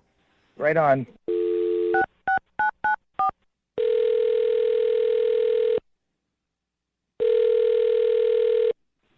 Hello? Hi, is this Amanda? Yeah, hi, who's this? Hey, Amanda, how are you? This is Jubal from the radio show Brooke and Jubal in the Morning. Okay. Are you familiar at all? I think I've heard of it before, but I don't listen to radio very much, to be honest. No, that's fine. That's how we like it. We like people to have just heard of it and not listened so that you don't really know how to judge us. You know what I mean? Like, we prefer people just kind of know of us, but don't really actually actively listen to our show. So it's nice to meet you, Amanda. Yeah, you too. Can I ask why you're calling me? No. Yes, of course you can. Yes. Know my name. Yeah, that's all. I just want to see if you were familiar at all with us. No, Amanda, I'm calling you because we got an email about you from somebody who listens to our show. Oh, really? Yeah, his name is Dan. Oh, okay. Yeah, from and Tinder? yeah, you went on a date with Dan, Uh-huh. but now you're not talking to him, and he's wondering why. Is this like a normal thing you guys do? Yeah, it is. We do a segment on our show called the Second Date Update. That's where if you go out on a date with somebody and then blow them off, they can email us to call you and figure out what happened, and that's why Dan emailed us. All right. Did he maybe come across as ignorant, I guess you would say? He seemed really baffled by a lot of things, like Tinder and gay bars, and like maybe he said something that he shouldn't have. No, we had a good time. He's a great guy, actually. Oh, really? Okay, so you had a good time. He was a great guy, but you don't want to talk to him anymore. Yeah. Why? Come on. That doesn't give us a lot. I mean, it's kind of weird to tell you guys about it. Can you? And not even us. Can you tell us so that we can tell him? Because he's the one that's really curious. I mean, I'd rather you not tell him. Why? Is it something that he did? Kind of. All right. I'll just, I don't know how much he told you guys, but we went to a gay bar, and some of my friends were there, a few gay friends, and they're 100% sure he's not straight. Oh, really? Really? Like all of them collectively thought that? Yeah, and they're never wrong about this stuff. Really? Okay. gaydar, huh? So you don't want to go out with him on another date because you think that he's not interested in you. Or women. Right. Or that's what I mean, women in general. Yeah, I mean, he seemed interested, and at the time I didn't actually think so, but the more I have been thinking about it since then, the more I agree with them, and I think he's probably gay. I feel like if he is gay, he doesn't even know he's gay yet. Because he seems pretty oblivious to most things in life. Yeah, that's what they were saying, is that he probably has no idea, but he was just way too comfortable. Like, he said it was the first time he's been to a gay bar, but he was like singing and dancing and like I don't know. But don't you think maybe he was just cutting loose? Like he did. I don't dance in normal bars, but anytime I've been to a gay bar, for some reason the dancing takes over. Then I'll get hammered and dance. I don't know why. And he did say that he had felt more open and comfortable there than he. Oh, he did say that. Has maybe ever. Like free. Yeah, at the time I just thought he was having fun and like we were having a fun time together. But like, for example, my gay friends pointed out like he was in the bathroom grooming his hair and like just being really meticulous about it. Obviously I didn't see that, but they were telling me about it, and they were saying like his mannerisms are like kind of stereotypically gay or effeminate, you know. Yeah, but that's, I mean, This sounds like they're even playing into the gay stereotype at this point, you know? Yeah, I know it sounds like stereotyping, but like they were very insistent that they are all in agreement he is not straight. Wow. Every single one of your gay friends thinks this dude is gay. Dang. Yeah, there were like 5 of my friends there, 5 gay guys I know who all agree. Why wouldn't you go out on another date with them and just, I don't know, Find test out. the waters? I just don't want to get involved if he's like discovering something about himself. I don't want to complicate that any more than it already is. You know what? We talked to him, and he did sound like he was discovering a lot of things. Yeah, like the way that he even talked about being there, he was like, I felt the most free. So, I mean, I don't know if I can necessarily argue with you. Maybe he is, but you don't want to go out with him again just in case he's all of a sudden realizing that he might be gay. He's a great guy, and we could be friends, but I just don't want to get romantically involved with him right now, you know? Well, maybe you can talk to him about being his friend because he's actually on the phone right now listening and wants to talk to you. Hey, Amanda. Oh, my God. I'm so sorry, Dan. I did not know you were listening. Yeah, I'm a little confused here. I think so. I think that's the whole point of the phone call, Dan. No, I mean, Amanda, I don't know how to say this, but I'm not gay. It's like an opposite. You guys, Yeah. don't laugh at him. Amanda, I think your friends are mistaken. I think they're the ones that are a little confused because I'm super straight, like super duper. Look, Dan, I'm really sorry. I'm not trying to call you out or out you on the radio, but I just am going by what my friend said. Your friends were so cool. Like, I would trust them also, but not about this. Like, we, totally hit it off. And, I mean, if I was gay, would we have, that kiss was, that kiss kind of rocked, right? Yeah, that's true. Yeah, I mean, but gay guys can kiss well, too. That doesn't mean anything. Right, but they usually kiss guys well. I mean, Amanda, I will say, I don't think that you're being fair. Like, he's saying he is attracted to you, and that's all that matters. Do you know what I'm saying? Like, even if down the road he's attracted to men, right now he's attracted to you. Wait, I'm sorry. Hang on. Yeah. I'm not attracted to men, so I'm not gonna become attracted to men. Okay, well, what about my friend with the tattoo? You were holding his arm, admiring his tattoo for, I don't know, 5 full minutes. Whoa. The ink work on his arm is spectacular. The shadowing is amazing. Look, I've been wanting to get a really rad tribal for a while, and Charlie's work was amazing. Really rad tribal. I don't think he's gay. Amanda, you had a good time with him. You had fun. You guys shared a great kiss. I feel like you're letting your friends ruin something that could be really cool. Yeah, who knows? Like I said, he's saying he's attracted to you, and he likes tattoos. One of them said, "Shantae, you stay." And look, I don't know what that means, but I was like, I'm cool. I'm going to hang out. Okay. Sounds what I don't have I have no idea what you just said, Dan, or were even trying to explain, but Amanda, will you go out on a second date with Dan? We'll pay for it. He's telling you that he's not gay, even though your friends say he is. I'm not gay. I'm not gay. You don't have to keep saying it, bro. I guess if you guys are paying for it, I'd be open to that. We can hang out. But I feel like I'm going to need some convincing that you're actually not gay. Oh. I am so down to convince you that I don't want to be with a man, but I want to, hang out with you. This is not convincing. Yeah, I'm not convinced, but hopefully, Amanda, you'll be convinced. Congratulations, Dan. You got a second date. Shantae, you stay. Yeah. Yes. Yes, Shantae, yes, you stay. Shantae. Congratulations. Brooke and Jubal in the morning. Brooke and Jubal's second date update. Remember, if you want to know why somebody didn't call you back after a date, you can always email us at brookeandjubal@moving925.com, and we'll do a second date update for you. Today, though, we have Austin on the phone. Austin, what's up, man? Hey, how are you? I'm good. So you were blown off by a girl named Rachel. What happened? We actually met on a dating site, We went on OkCupid. We went back and forth, email or message or whatever, and finally we started texting and then decided to go out to dinner. Okay. We go out to dinner. We're sitting right in front of each other. We're having a pretty good conversation. It wasn't like I want to marry this girl or anything, but it was just a decent time. It was just a decent vibe, you know, and it was cool and it was fun. We had a couple cocktails. Everything was fine. And then dinner was over. We got up. I turned to say thank you to the hostess, and she beelined for her car. How long were you at dinner, Austin?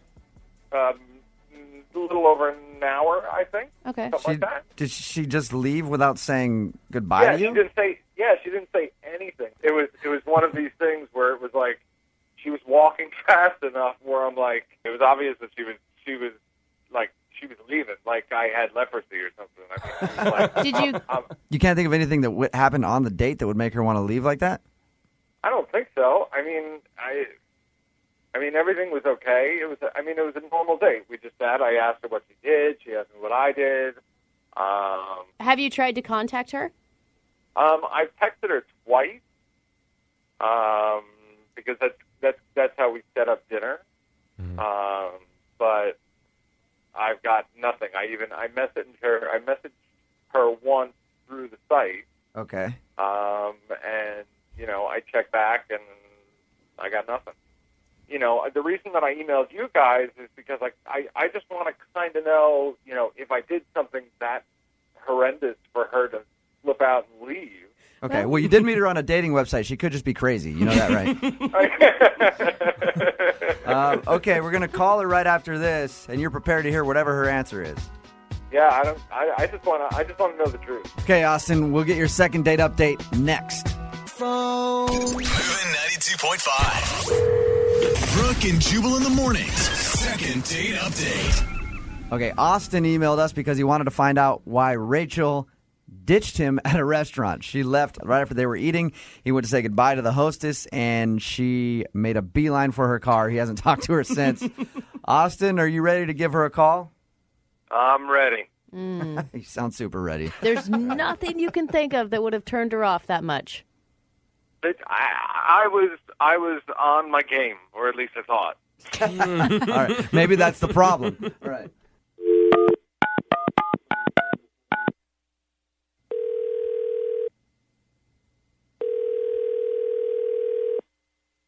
Hi, this is Rachel. Hey, Rachel, how are you? This is Jubal from Brooke and Jubal in the morning. I'm moving 92.5. Hi. You didn't win anything. No, you didn't win if you're curious. We actually have a mutual friend, a guy named Austin. You went out on a date with him a little while ago, and then you kind of just took off after dinner.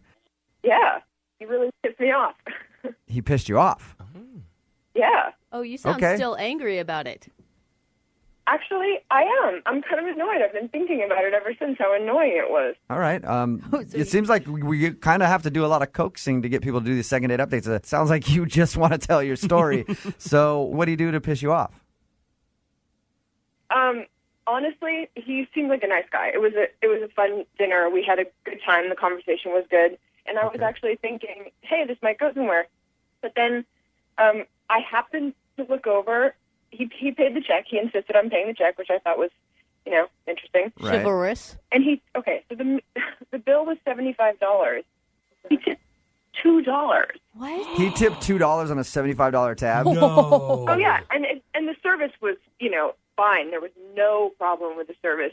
And I don't even really believe in stocking servers anyway. Yeah, $2. No. Now, maybe he's bad at math, Rachel. Nobody's that bad at math. Well, I'm terrible at math. No one's that bad at math, and if he's that bad at math, then it's a deal breaker anyway. Okay, I'll give you that. Oh, man. Have you worked in the service industry before? Is that why you're extra pissed? Yeah. For 10 years, I was a server, and that's unacceptable. It's completely unacceptable. I mean, I over-tipped because I was a server, so I was so stunned that I wrote him off, and I just left. Rachel, Austin's on the phone with us right now.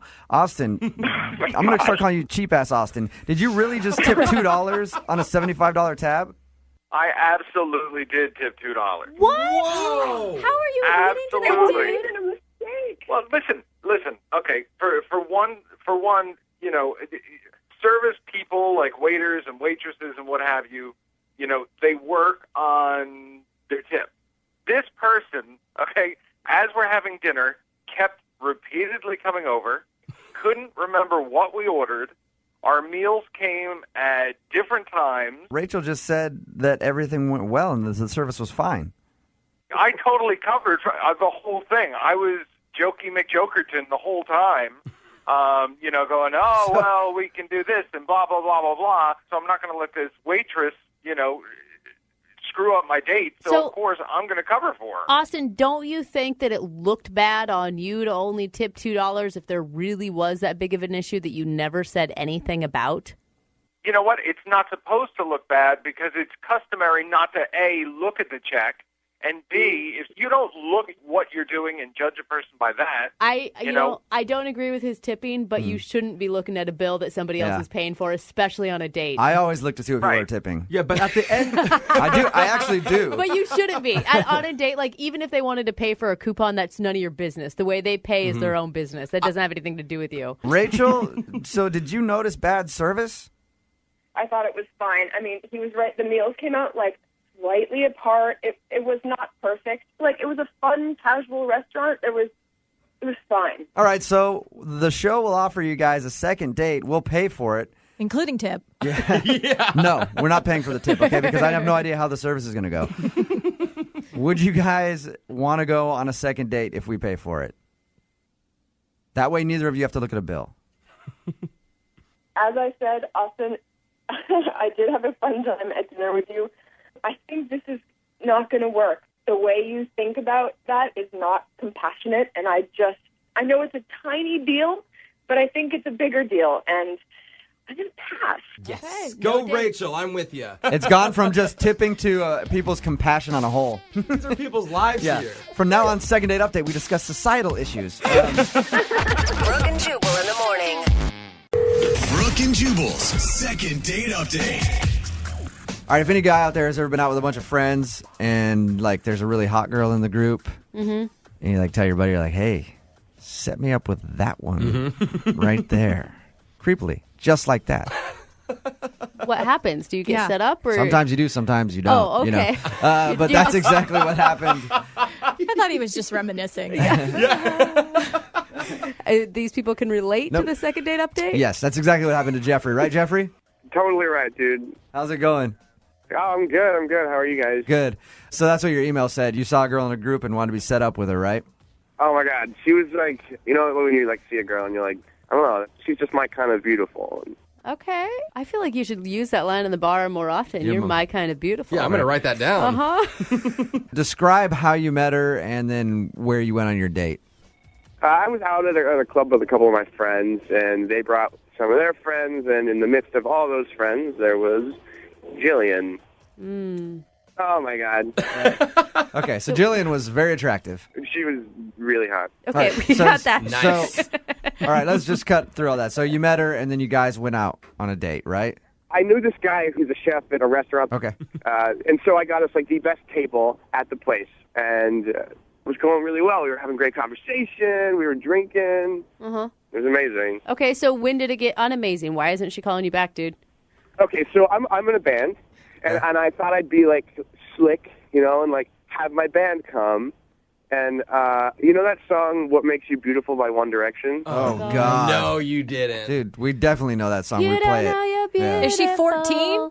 But we changed it up. And we made it this kind of guitar, acoustic song. My buddy had his bongos. All right, hey, Jeffrey, Hipster. Jeffrey, you're kidding me, right?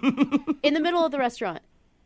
I mean, the thing is, we met at the club, and that song was playing, and she was like, "Oh my God, I love this song." And then let me just recap here. You invited your band to come to dinner, and you played a version of "What Makes You Beautiful" by One Direction. And you're still wondering why she's not calling you back. Hey, she may have liked it. What was her reaction? Oh, What? Hello? I'm here. Yeah. What's up? What happened? I don't know. Why did you say, oh, I don't know. You guys are making me. You're laughing at me and stuff. No, it's an interesting move to perform to a date. I think in it's the a middle of bold restaurant. move. It is bold. Can I ask, you've talked about how beautiful Jillian is a lot, but what else did you like about her? She's smart, and we've got like the same taste in music because we both like One Direction. I'm sorry. Now I'm laughing at you, All right. Jeffrey. I had to. I Okay, couldn't help Jeff- myself. Jeffrey, we're not judging you. We're here to help. We appreciate you emailing in for a second date update, okay? What do I say to her? Like, how do I get her back? We don't even know what the problem is yet. All we know is that you took her out to dinner and had your band show up and performed your version of One Direction to her in the middle of the restaurant. I'm going to go ahead and guess that the One Direction performance had something to do with it. Or it could have been the chicken she ate. She just didn't like the place you took her. All right. We're going to play a song. And then when we come back, we're going to call her and get your second date update, all right? All right, thanks. Moving 92.5. Brooke and Jubal in the mornings. Second date update. All right, Jeffrey, are you ready? Oh yeah, I'm wicked psyched. Wicked psyched. Like it. Okay, if anybody... Oh, hey guys, can I plug my band really fast? Sure. Go for it. My band's name is Half Baked Biscuits. Okay. Just like Google us. We're like number 32 in the Google search engine. Okay. There's that many above you for half-baked biscuits. There's probably Jeffrey, a lot of cooking websites about Now that. I have to ask you if you've made up this whole second date update thing just so you could get your band a plug on the air. No. All right. If anybody's just tuning in, Jeffrey went out on a date with a girl. He thinks that she's gorgeous. During dinner, he had his band show up. What's their name again, Jeffrey? Half-Baked Biscuits. Nice. Okay. I'll just give you that one more time. Anyway, his band showed up. Stop it. His band showed up and he performed One Direction's "What Makes You Beautiful," a version of that. Kind of weird, I would think. In a serious manner. Yes. She could have thought it was romantic. I just want to put that out there. I mean, we think it's funny, but she could have loved it. That's their song. Jeffrey, are you ready to give Jillian a call? I am definitely ready, yes. Okay. All right, hang on. I want Jeffrey to expect the worst so that maybe something good happens. Yeah. And you can jump in on the phone call whenever you want, all right, Jeff? Sounds good. Hello? Can I speak to Jillian, please? This is she. Jillian, how are you? This is Jubal from Brooke and Jubal in the morning. I'm moving 92.5. Hi. Hi. I hear that you're beautiful. She doesn't know. That's what makes her so beautiful. Yeah. Jillian, I'm sorry to confuse you. Are you familiar with our radio show? I mean, I'm not a listener. I've heard it every once in a while, I guess. Okay, first of all, rude. Secondly, we're Brooke and Jubal in the morning from Moving 92.5. We do a segment on our show called The Second Date Update. It's where if you go out on a date with someone and don't call them back, that person emails us to call you and ask why. Someone email us about you. Okay. It's someone who thinks you're very beautiful. Is this the serenade guy? Ding, ding, ding. Yep, he has a name. His name is Jeffrey. Jeffrey emailed us and wanted to know why you wouldn't call him back after your date. Oh, I can't believe he called you. What did you think about the One Direction performance that Half-Baked Biscuits performed for you at your date? You know what? It was actually, that's kind of endearing. That was kind of, it was a funny little first date story, but Wow. it was like weird because it looked different. It looked like he had hired some like high school kids to like back him up, which was sort of delightful, you know, but they're like 16-year-olds. It was weird.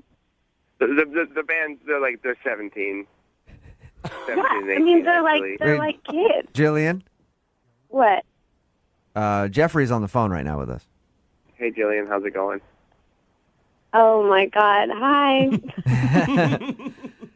Hi. So, Jeffrey, how old are your band members?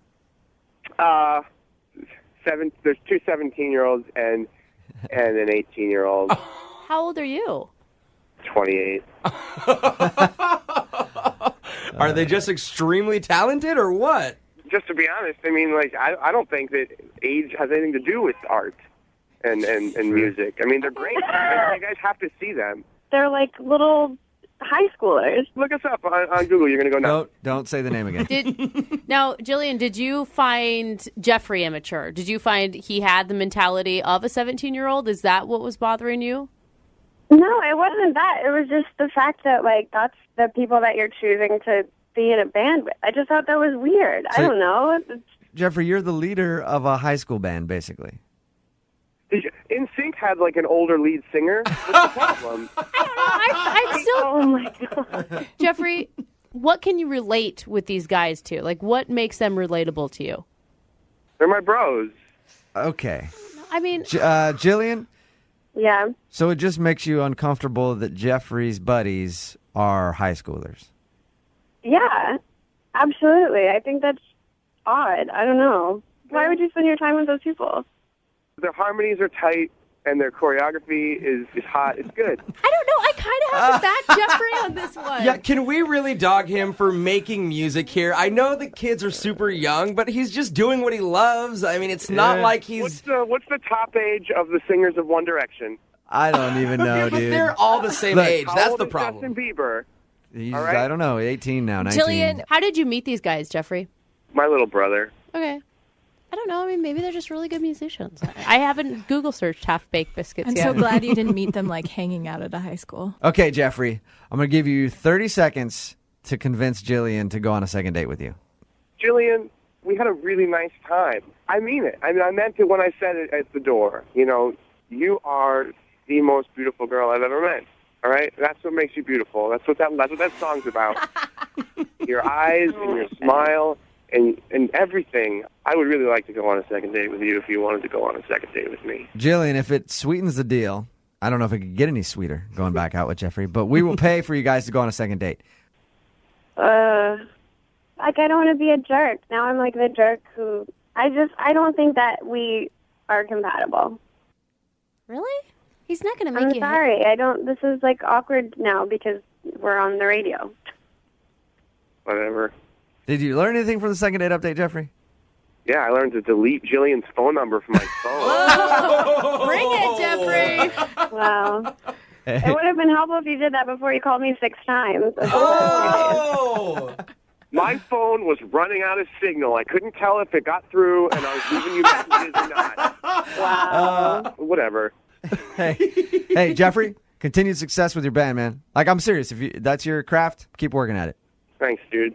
And Jillian, thank you for your time. I appreciate you doing the second date update with us. Thanks for nothing, Jillian. Yeah, thank you guys. Brooke and Jubal in the morning.